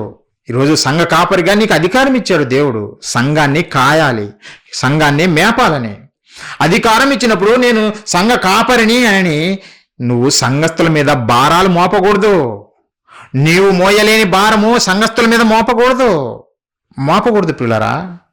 కానీ ఈరోజు ఎక్కువ భారాలు మోపుతున్నారు మన బోధకులే. మామూలు భారాలు కాదు ప్రజల మీద మోపేది. మరలా మేము ఉపవాసం 40 రోజులు ఉపవాసం అని వీళ్ళు ప్రకటించుకుంటారు.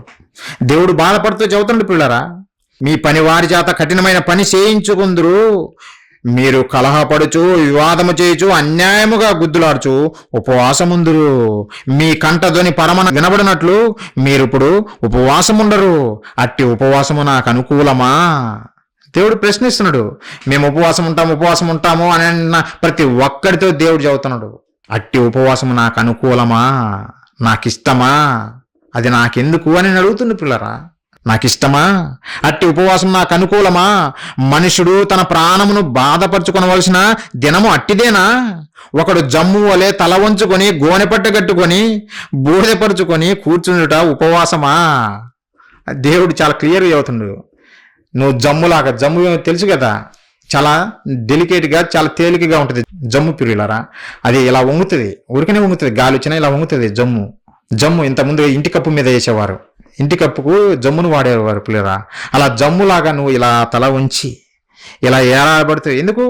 భోజనం మానేసావు గనక, నీరసం వచ్చేసింది గనక అలా తల వంచుకొని గోనె పట్ట కట్టుకొని బూడిదలో కూర్చుంటే అది ఉపవాసమా? ఎవడు చెప్పాడు అది ఉపవాసమని? మనుషుడు బాధపరచుకోవాల్సినట్టు దినం అలాంటిదేనా అని దేవుడు ప్రశ్నిస్తుండే పిల్లరా. ఆలోచించాలి. ఈరోజు క్రైస్తవ బోధకులు యూదులన్నా గోనె పట్ట కట్టుకున్నారు, బూడిదలో కూర్చున్నారు. ఈరోజు మన క్రైస్తవులు ఉపవాసం చేసేటప్పుడు ఓన్లీ భోజనం మానేశాము అని ఒక పూట చెప్పుకుంటారు. మరి బూడిద ఎక్కడా? గోనెపట్ట ఎక్కడ? గోనెపట్ట కూడా కట్టుకోవాలి కదా. బైబిల్లో ఉన్నది, బైబిల్లో భక్తులు చేసినారు, మేము కూడా అలా చేస్తామన్నప్పుడు వారు గోనెపట్ట కట్టుకున్నట్టు నువ్వు కట్టుకోవాలి కదా. అది చేయరు. అది చిన్నతనం. అది చిన్నతనం అనిపిస్తే. ప్రియులారా, ఏది చేయాలో ఏది చేయకూడదో కనీస జ్ఞానం లేదు ప్రియులారా. ఎందుకంటే వాక్యము తెలియదు గనక. దేవుడు కోరుకున్నది ఏమిటో వీరికి తెలియదు గనుకనే వారు కోరుకున్నది చేస్తూ ఉన్నారు. అందుకే మేము ఉపవాసం ఉంటే నువ్వెందుకు చూడవు అంటే దేవుడు సమాధానం చెబుతుండు. నువ్వు బాధపరచుకోవలసిన విధంగా బాధపరచుకోలేదు. నీవు నీ పని చేస్తూనే ఉన్నావు. ఉపవాసం అని చాటించావు, నీ పని నువ్వు చేసుకుంటూనే ఉన్నావు. అందుకే నీ ఉపవాసంని నేను స్వీకరించటం లేదు, నీ మనవి నేను స్వీకరించటం లేదు అని దేవుడు చెబుతుంది. పిల్లారా, ఆలోచించండి. ఈరోజు క్రైస్తవులు చేస్తున్నటువంటి ఉపవాసాలు ఇలాంటివే పిల్లారా. అందుకే దేవుడు వినడు. అందుకే చూడండి, ఈ 40 రోజుల్లో మీ అప్పులు పోవాలంటే 40 రోజులు ఉపవాస ప్రార్థనలు చేయండి, రండి అని అన్నారు కదా. మరి పోయొచ్చిన వాళ్ళని అడగండి, మీ అప్పులు పోయినాయా, ఎలా పోయినాయి అని అడగండి పిల్లారా. అప్పులు పోవు, ఏం పోవు. నువ్వు ఒళ్ళొంచి కష్టపడి పని చేసి తీర్చుకుంటే తప్ప నీ అప్పులు ఎలా పోతాయి పిల్లారా? పోవు. నువ్వు తీర్చుకోవాలా, నువ్వు కష్టపడి పని చేయాలా, జాగ్రత్తగా ఖర్చు చేసుకోవాలా, ఉన్నదాంతో సంతృప్తి కలిగి జీవించాలా, దేవుని కొరకు బ్రతుకు. అలా కాకుండా లోకంలో ఉన్నదంతా ఆశించి దాని కొరకు పరుగులు తీయకు. దాని కొరకు పరుగులు తీస్తే నిజంగా చివరికి అప్పులు పాలవుతావు, నీ జీవితాన్ని నాశనం చేసుకుంటావు. ఇలాంటి మాయ బోధకుల చేతిలో డబ్బులు పెట్టి నువ్వు గుండు గూయించుకుంటావు. అలాంటివి చేయకండి. దేవుడు కోరుకున్నది ఏందో ఆలోచించండి ప్రియులారా. ప్రతి క్రైస్తవుడు ఆలోచించాలి. అలాంటి ఉపవాసము నాకు అనుకూలమా, నాకు అనుకూలం కాదు అని చెబుతున్న పిల్లరా. నాకు అనుకూలం కాదు అలాంటి ఉపవాసము అని దేవుడు చాలా క్లియర్గా చెప్పినా వీరు అది పట్టించుకోరు. వీరు చేసిందే ఉపవాసం అంటారు. ఇదే మీరు స్వీకరించాలి అని అంటారు. ఇదే మీరు స్వీకరించాలని బలవంతంగా దేవుని మీద రుద్దుతున్నారు పిల్లరా. దేవుడు నువ్వు ఎంత బలవంతంగా రుద్దినా, ఎంత గీపెట్టి కొట్టినా ఆయన వినడు. ఆయన చెప్పాడు, అట్టి ఉపవాసము నాకు అనుకూలము కాదు. మరి నీకు అనుకూలమైన ఉపవాసం ఏంటి ప్రభువా అంటే అక్కడే యెషయా గ్రంథంలోనే తెలియజేస్తున్న పిల్లరా, నాకు అనుకూలమైనటువంటి ఉపవాసము నేను తెలియజేస్తున్నాను, దాని ప్రకారంగా మీరు చేయండి అని దేవుడు తెలియజేస్తున్న పిల్లరా. చూడండి 6వ వచనం, యెషయా గ్రంథం 58:6 నుంచి మనం చూడగలిగితే, దుర్మార్గులు కట్టిన కట్లను విప్పుటయు. దేవుడు చెబుతుండు, ఇది అర్థం చేసుకోండి. ఆయనకు ఉపవాసం ఏదో తెలియజేస్తుండు, ఆయనకు అనుకూలమైన ఉపవాసం ఏందో తెలియజేస్తుండు.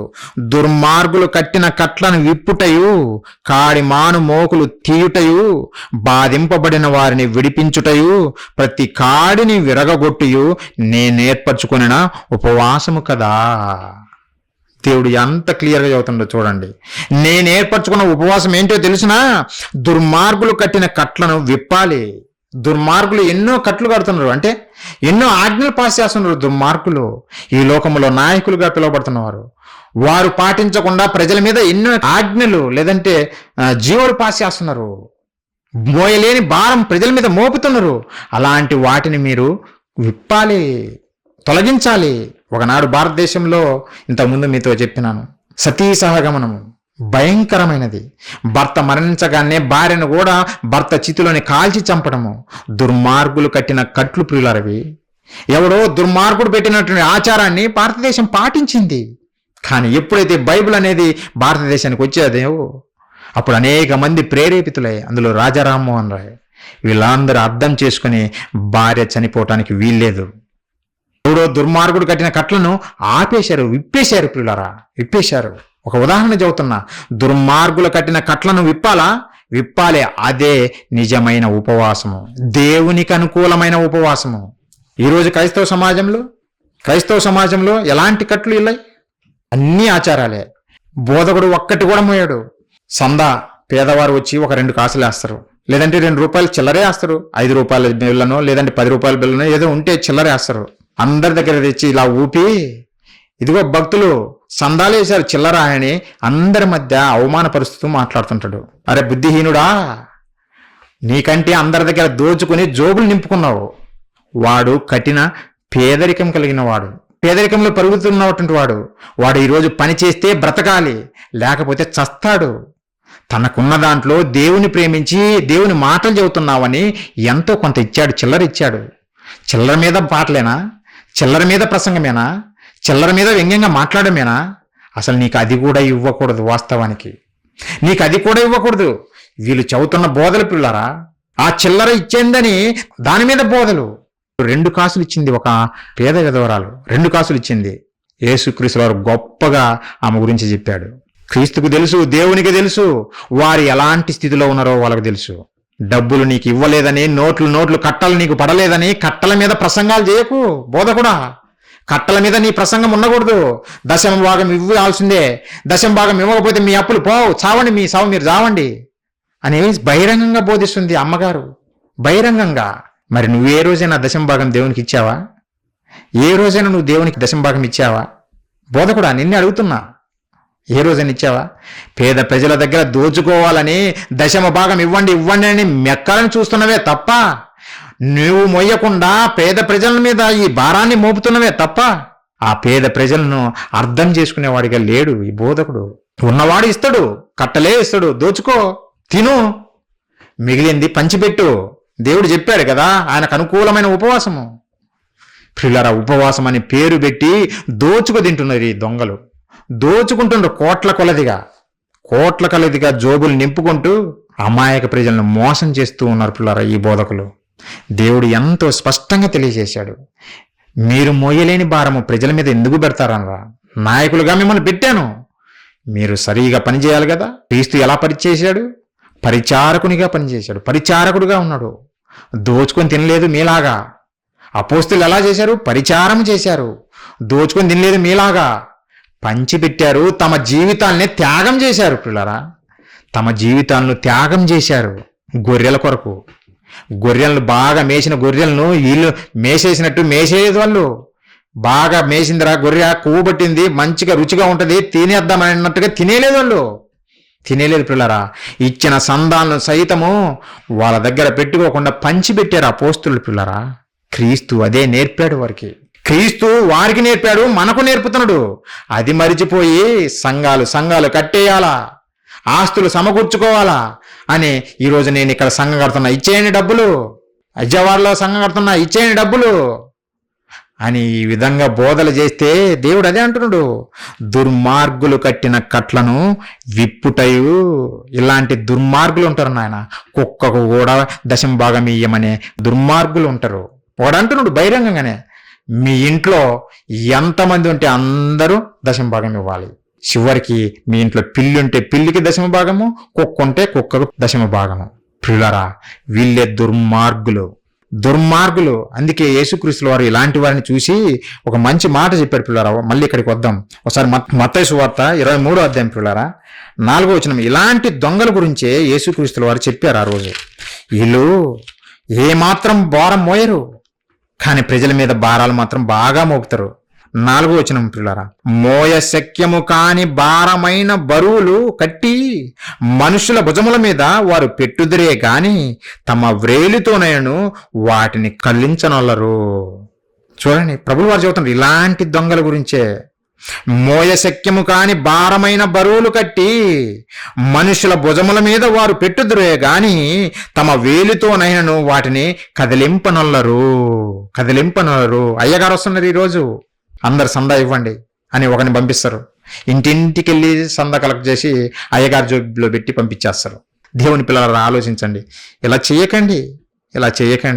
ఇలా చేస్తే మీరు మోసపోతారు క్రైస్తవులారా. వీరు ఏ మాత్రము బరువు ఏలుతో కూడా కనీసం అలా అనరు, నీ మీద పెడతారు. అదే చెప్పాడు యేసుక్రీస్తు వారు. ఇలాంటి సమాజంలో ఉన్నారనే దేవుడు అందుకే ఆ రోజు ప్రవక్త ద్వారా బాధపడుతూ, మేము ఉపవాసం ఉంటే మా మొర ఎందుకు వినవని ఏడుస్తున్నటువంటి ఆ యూదులను చూసి, ఈ రోజు ఉన్నటువంటి క్రైస్తవులను చూసి ఆయన పలుకుతున్నాడు, మీరు చేసే ఉపవాసం నాకు అనుకూలం కాదు. ఇప్పుడు నేను చెబుతున్నాను నాకు అనుకూలమైన ఉపవాసం ఏందో అంటూ. దుర్మార్గులు కట్టిన కట్లను మీరు విప్పాలి. అలాంటి కట్టుబాట్లు మీరు పెట్టకూడదు. వారు మోయలేనటువంటి భారము వారి మీద మీరు మోపకూడదు. కాడిమాను మోకులు తీయుటయు, బాధింపబడిన వారిని విడిపించుటయు, ప్రతి కాడిని విరగొట్టుటయు. ప్రతి కాడిని, ఎద్దు మీద కాడి మోపి ఎలా పని చేపిస్తామో అలాంటి కాడి మోపకుండా, బరువు వాళ్ళ మీద మోపకుండా వాటిని సులువు చేయండి. అందుకే యేసుక్రీస్తు వారు కూడా ఒక మంచి మాట పలుకుతారు, నా సిలువ మీ మీద మెత్తుకోనండి, అది చాలా సులువుగా ఉంటుంది. ఈ బోధకులు మోపే సిలువ పెట్టారనుకో, చాలా బరువు మీరు మొయ్యలేరు. నేను పెట్టిన సిలువనే మీరు మొయ్యండి అని అంటాడు. ప్రియులారా, దేవుడు కోరుకున్న ఉపవాసము అదే ప్రియులారా. నువ్వు కఠినమైన భారమైనటువంటివి ఆజ్ఞలు పెట్టి ప్రజలను హింసించకు. వారు ఇచ్చింది తీసుకో. వారు ఎంత ఇస్తే అంతే తీసుకో. వారి దగ్గర ఎంత ఉందో అంతే ఇవ్వగలరు. కానీ నేను ఫలాన్ని కడుతున్నాను ఇచ్చేయండి అంటే ₹1 ఇచ్చినాడని వాడి మీద ప్రసంగం చేస్తే బోధకుడా, అది సరికాదు. ఇంకా నువ్వేం చేయాలో తెలిసినా ఆ పేద ప్రజలను ఆదుకునే విధంగా నీ దగ్గర వచ్చాయి కదా, అందరు ఇచ్చారు కనుక నీ దగ్గర డబ్బులు ఉన్నాయి, అందరు ఇచ్చారు కనుక మరి నీ దగ్గర ఉన్నటువంటి ఆ ధనాన్ని నువ్వు బ్యాంకులో దాచుకొనకుండా, అక్కడక్కడ స్థలాలు కొనకుండా, ఈ మధ్య ఒక బోధకుడు బయలుదేరాడు, మేము చిలకలూరిపేటలోనే కాదు, మేము ప్రపంచవ్యాప్తం కావాలి, కాబట్టి హైదరాబాద్లో కూడా మేము ఒక సంఘం కట్టాలి, కాబట్టి అందరూ సహకరించండి. చాలా స్టైలిష్గా మాట్లాడతారు. ప్రార్థన చేయండి దాని అర్థం ఏంది? పంపండి, ఫోన్పే కొట్టండి, బ్యాంకు నింపండి, నా బ్యాంకు ఖాతా నింపండి అని చాలా సింపుల్గా మాట్లాడతారు పిల్లారా. నిజంగా ఎంత దుర్మార్గమో చూడండి పిల్లారా. ఇలాంటి భారమైనవి మీరు చేయొద్దు. మీరు చేయగలిగినవే చేయండి. వారు ఇష్టపూర్వకంగా ఇచ్చారా, అది దేవుడు నచ్చుతాడు. నువ్వు బలవంతంగా వాడి దగ్గర రాబడితే వాడు నసుక్కుంటూ ఇస్తాడు. ఇష్టంగా ఇవ్వడు, అయిష్టంగా ఇస్తాడు. మరి చివరికి ఆడు దేవుని దగ్గర నుంచి ప్రతిఫలం కూడా పోగొట్టుకుంటాడు కదా. అయిష్టంగా దేవునికి ఇచ్చి అంత ఇచ్చి కూడా చివరికి దేవుని దగ్గర నుంచి రావాల్సిన ప్రతిఫలం పోగొట్టుకుంటాడా లేదా? అలా కాకుండా నువ్వు భారమైనవి పెట్టకపోతే వాడు ఇష్టంగా నా దగ్గర ఇవి ఉన్నాయి దేవునికి ఇస్తా, వాడికి దేవుని ప్రేమ అర్థమయ్యే కొంది ఇంకా చేస్తాడు. అలా ఒక్కొక్కటిగా స్టెప్ బై స్టెప్గా అభివృద్ధి పరిచే విధంగా ఉండాలి. కానీ ఇచ్చేయండి దోచుకు తింటూ ప్రజల మీద భారమైనవి పెడితే దేవుడు సహించడు. నువ్వు కన్నీటి ప్రార్థన చేసిన నీ మొర వినడు. నాకది అనుకూలమైన ఉపవాసం కాదు. నాకు అనుకూలమైన ఉపవాసం ఏంటంటే నువ్వు ప్రేమ చూపు, నీ సంఘానికి వస్తున్న వారి మీద ప్రేమ చూపు, నువ్వు పెట్టిన భారమైన ఆజ్ఞలన్నింటినీ తీసేసేయి, సులువు చేయి, కాడిని సులువు చేయి, భారం తీసేయి వారి మీద. వారు ఇచ్చిందే తీసుకో. ఒకవేళ నీ దగ్గర ఇంకా ఎక్కువైతే పంచిపెట్టు. ప్రభువు చేసినట్టుగా, అపోస్తులు చేసినట్టుగా, మొదటి శతాబ్దం క్రైస్తవులు చేసినట్టుగా చేయి.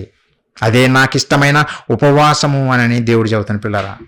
అవును, అదే దేవునికి అనుకూలమైన ఉపవాసము. మళ్ళీ ఒకసారి ఆ మాట చదువుదాం పిల్లరా. దుర్మార్గులు కట్టిన కట్లను విప్పుటయు, కాడి మాను మ్రోకులు తీయుటయు, బాధింపబడిన వారిని విడిపించాలి, ప్రతి కాడిని విరగగొట్టుటయు నేనేర్పరచుకున్న ఉపవాసము కదా. నీ ఆహారము ఆకలిగొన్న వారికి పెట్టుటయు, నీ రక్త సంబంధికి ముఖము తప్పించుకొనకుండా దిక్కుమాలిన బీదలను నీ ఇంట చేర్చుకునుటయు, వస్త్రహీనుడు నీకు కనపడినప్పుడు వానికి వస్త్రములు ఇచ్చుటయు, ఇదే కదా నాకు ఇష్టమైన ఉపవాసము. ఎవరైనా ఉపవాసం చేయాలంటే ఇది చేయాలా? ఎవరైనా సరే ఇక నుంచి ఉపవాసం చేద్దాము రండి అని అంటే ఇది చేయమనండి. ఇదే చేయాలి ప్రియులారా. ఉపవాసం అంటే ఇదే చేయాలి. దేవుడికి ఇష్టమైన ఉపవాసము, దేవునికి అనుకూలమైన ఉపవాసము. దేవునికి అనుకూలమైన ఉపవాసం మాకెందుకు? మాకు నచ్చింది చేస్తామన్నట్టుగా వీళ్ళు చేస్తున్నారు పిల్లారా. అందుకే దేవుడు వీరి మధ్య ఉండడు, పారిపోతాడు. మీరు వద్దు, మీ ఉపవాసం వద్దురా అని దండం పెట్టి పారిపోతాడు. పిల్లారా, ఇలాంటి వారి ట్రాప్లో మీరు పడిపోకూడదు. దేవుడికి అనుకూలమైన ఉపవాసం ఏందో మీరు పరీక్షించి తెలుసుకోవాలనే ఈ మాటలు చూపిస్తున్నాను పిల్లారా. ఒకరోజు అన్యజనులు ఉపవాసం చేశారు పిల్లారా. దేవుడికి అనుకూలమైన ఉపవాసము ఎలా చేశారో చూపిస్తా. అలాగే భోజనం ఎందుకు మానేశారు కొంతమంది భక్తులు, అది కూడా తెలియజేసి పిల్లారా ముగించేసుకున్నాం. ఒకరోజు అన్యజనులు పిల్లారా, నినివే పట్టణస్థులు వారు అన్యజనులు, యూదులు కాదు. దేవుని నమ్మనటువంటి వారు, వారికంటూ దేవతలు దేవుళ్ళుగా ఉన్నటువంటి వారు నినివే పట్టణస్థులు పిల్లారా. కానీ వారి దుర్మార్గత, వారి యొక్క చెడు కార్యాలు చూసి దేవుడు బాధపడిపోయి ప్రవక్త అయిన యోనా గారికి చెబుతారు, యోనా నువ్వు వెళ్ళి నినివే పట్టణస్తులకు తెలియజేయి నేను చెప్పే సమాచారము. 40 దినాల్లో ఆ పట్టణాన్ని నేను నాశనం చేయబోతున్నాను, ఈ సమాచారం వాళ్ళకి తెలియజేయి యోనా అన్నాడు. యోనా గారు స్టార్టింగ్లో ఈ క్రూరత్వాన్ని చూసో దేనికో భయపడిపోయి పోలేదు పిల్లారా. దేవుడు చాలా ప్రేమమయుడు, ఎలా వారిని క్షమిస్తాడు. తర్వాత ఈ క్రూరులు సామాన్యులు కాదు, నన్ను అబద్ధం చెప్పేశారని నన్ను చంపేస్తారనుకున్నారో ఏమో, ఆయన పోలేదు మొదట. తర్వాత రెండోసారి వెళ్తాడు పిల్లారా. రెండోసారి వెళ్ళి ప్రకటన చేస్తాడు. చూడండి, ఒకసారి వారు చేసిన ఉపవాసము దేవునికి ఇష్టమైన ఉపవాసము. ఒకసారి చూడండి పిల్లరా, యోనా గ్రంథము 3వ అధ్యాయం మనం చూడగలిగితే 4వ వచనం నుంచి నేను చదువుతున్నా, చూడండి పిల్లరా. యోనా ఆ పట్టణములో ఒక దిన ప్రయాణమంత దూరము సంచరించుచు, నినవే పట్టణంలో పిల్లరా, ఒక దిన ప్రయాణమంత దూరము సంచరించుచు, ఇక 40 దినములకు నినవే పట్టణము నాశనమగునని ప్రకటన చేయగా, దేవుడు చెప్పినట్టుగా ప్రకటన చేశాడు. అప్పుడు ఏం జరిగింది? నినవే పట్టణపు వారు దేవుని యందు విశ్వాసం ఉంచి ఉపవాస దినము చాటించి గనులేమి అల్పులేమి అందరూ గోనె పట్ట కట్టుకున్నది. గనులేమి అల్పులేమి. గనులు నేను గొప్పవాడని, నేను నాయకుడిని అని అనుకోలేదు. తమను తాము తగ్గించుకున్నారు, గోనె పట్ట కట్టుకున్నారు ప్రతి ఒక్కరూ. ఆ వార్త విన్న వెంటనే ఈ పట్టణము 40 దినాల్లో నాశనమైపోతుంది అనే వార్త వినగానే ప్రవక్త నోట నుంచి వెంటనే వారు ఒక ఉపవాస దినము చాటించారు. చాటించి తమను తాము తగ్గించుకొని గోనె పట్టు ధరించుకున్నారు. వారు యూదులు కాదు, అన్యజనులే. అయినా సరే దేవుని మాటకు భయపడి తమను తాము తగ్గించుకున్నారు, తమ పదవులను పక్కన పెట్టేశారు. ఇంకా చదువుదాం పిల్లారా. వాళ్ళు ఏం చేశారు? నినవే పట్టణపు వారు దేవుని యందు విశ్వాసం ఉంచి ఉపవాస దినము చాటించి గనులేమి అల్పులేమి అందరూ గోనె పట్ట కట్టుకునిరి. ఆ సంగతి నినవే రాజునకు వినబడినప్పుడు అతడును తన సింహాసనము మీద నుండి దిగి తన రాజవస్త్రములు తీసివేసి గోనె పట్ట కట్టుకుని బూడిదలో కూర్చుండెను. నేను రాజును, నేను సింహాసనం మీదనే కూర్చుంటాను, మీరు కూర్చోండి బూడిదలో, మీరు గోనెపట్ట కట్టుకొని అనుకోలేదు. తనకున్న రాజ వస్త్రాలన్నిటినీ తీసిపడేశాడు. అతడు గోనెపట్ట కట్టుకున్నాడు, అతడు బూడిదలో కూర్చున్నాడు. రాజైతే ప్రజలకు రాజు, దేవునికి కాదు కదా. నీ పైన మహారాజు ఉన్నాడు, ఆయనే దేవుడు. నీ పైన మహారాజు దేవుడు, ఆయనకు నువ్వు రాజు కాదు కదా. అందుకే తెలివిగా ఆలోచించాడు పిల్లారా. తెలివిగా తన రాజ వస్త్రాలన్నీ తీసేశాడు, గోనె పట్టు కట్టుకున్నాడు. తన మంత్రులకు కూడా ఆజ్ఞాపించాడు. చూడండి 7వ వచనం. మరియు రాజైన తాను ఆయన మంత్రులను ఆజ్ఞేయగా, ఒకవేళ దేవుడు మనసు త్రిప్పుకొని పశ్చాత్తాపుడై మనము లయము కాకుండా తన కోపాగ్ని చల్లార్చుకొనును కనుక మనుషులు ఏది పుచ్చుకొనకూడదు. పశువులు గాని, ఎద్దులు గాని, గొర్రెలు గాని మేత మేయకూడదు, నీళ్లు త్రాగకూడదు. మనుషులందరూ తమ దుర్మార్గములను విడిచి తాము చేయు బలత్కారమును మానివేయవలను. మనుషులేమి పశువులేమి సమస్తమును గోనె పట్ట కట్టుకొనవలను. జనులు మన పూర్వకముగా దేవుణ్ణి వేడుకొనాలని దూతలు నినవే పట్టణంలో చాటించి ప్రకటన చేసిరి. ఇక్కడ వీళ్ళు భోజనం మానేశారు కదా, తాగడం మానేశారు కదా అని మీరు అనుకోవచ్చు పిల్లారా. చదువుతా ఎందుకు మానేశారు, ఎందుకనేది. నిజంగా ఆయన తనను తాను తగ్గించుకొని తన ప్రజలకు తెలియజేశాడు, ఎవ్వరే గాని మీరు ఏ పని చేయద్దు ఈ 3 దినాలు. ఉపవాస దినము చాటించి ఆయన చదువుతున్నాడు. ఈ 3 దినాలు మీరు ఎవ్వరు ఏమి పుచ్చుకోవద్దు. చివరికి మీ పశువులకు కూడా మీరు ఏమి పెట్టకూడదు. వాటిని కూడా పస్తులు ఉంచాలి. ఎందుకు? వాటికి భోజనం పెట్టాలంటే నువ్వు పని చేయాలి, నువ్వు మరలా పొలానికి వెళ్ళాలి, గడ్డి తీసుకురావాలి, దానికి భోజనం పెట్టాలి.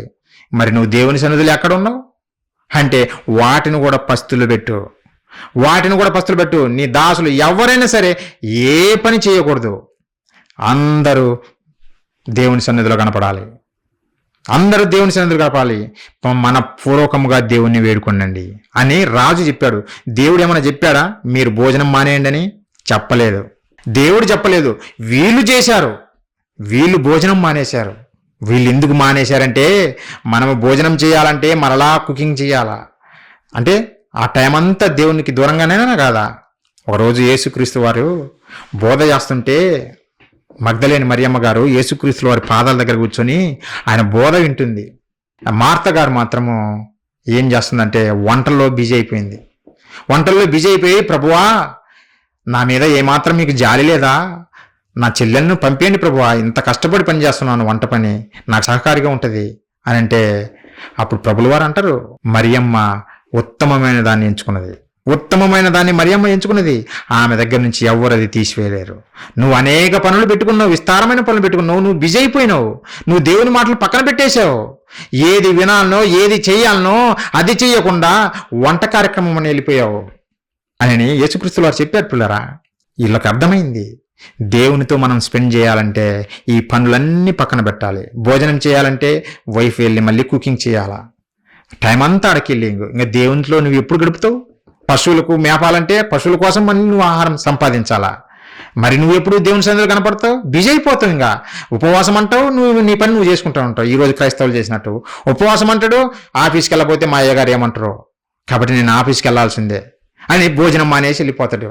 ప్రియులారా, ఉపవాసంలో ఉన్న పరమార్థం మర్చిపోయి, దాని యొక్క అర్థం మర్చిపోయి, కేవలం భోజనం మానేయటమే ఉపవాసం అని ఒక మూఢభక్తిలో బతుకుతున్నది ఈరోజు క్రైస్తవం. ప్రియులారా, ఈ సంఘటనలన్న చదివి గ్రహించాలి. దేవుడు పలుకుతాడు, తర్వాత సమాధానం ఇస్తాడు. ఆయన దేన్ని నోటిఫై చేశాడో, దేన్ని నిజంగా లక్ష్య పెట్టాడో క్లియర్గా చెప్పాడు. ప్రియులారా, చూడండి ఆ మాట కింద 10వ వచనము. వాళ్ళు ఉపవాసం ఉండారు కదా, 3 దినములు చాటించి వాళ్ళు ఉపవాసం ఉన్నారు కదా. ఆ ఉపవాసము దేవునికి నచ్చి ఏం చేశాడంటే, ఈ నినివే వారు తమ చెడు నడతలను మానుకొనగా వారు చేయుచున్న క్రియలను దేవుడు చూచి పశ్చాత్తప్తుడై వారికి చేయుదునని తాను మాట ఇచ్చిన కీడు చేయక మానెను.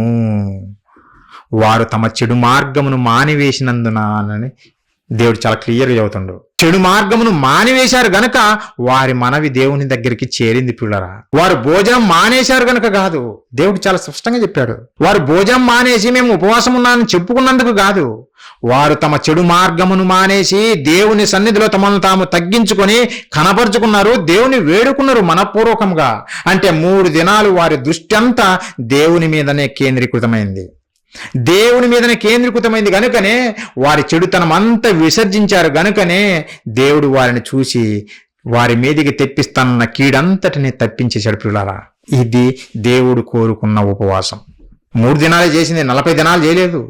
3 దినాలే వీళ్ళు చేసింది. వీరు అన్యజనులైనా ప్రియులారా, వారిని రక్షించాడు దేవుడు, వారిని కాపాడాడు. ఇదే దేవుడు కోరుకున్న నిజమైన ఉపవాసం. ప్రియులారా, దేవుడు కోరుకున్న ఉపవాసం నిజమైనది ఇది. మరి ఇలాంటి ఉపవాసం ఎవరైనా చేస్తున్నారా? ఉపవాసం అనే పదానికి అర్థము దేవునికి దగ్గరగా నివసించడం అనే సంగతి కనీస జ్ఞానము లేకుండా మేము భోజనం మానేస్తామని చెప్పుకొని తిరుగుతున్నారు. పిల్లారా, దేవుడు అలాంటిది స్వీకరించడు. మరి భక్తులు ఎందుకు భోజనం మానేశారు? బైబిల్లో మోషే గారు భోజనం మానేశారు, ఉపవాసం చేశారా? చూద్దాం ఆ మాట కూడా. నిర్గమకాండం 34వ అధ్యాయం మనం చూడగలిగితే 28వ వచనము. అతడు 40 రేయింబగళ్ళు యెహోవాతో కూడా అక్కడ ఉండెను. అతడు భోజనము చేయలేదు, నీళ్లు త్రాగలేదు. మోషే గారు పిల్లరా, ధర్మశాస్త్రం తీసుకుని రావటానికి సినాయి పర్వతం మీదకి వెళ్ళాడు మోషే గారు.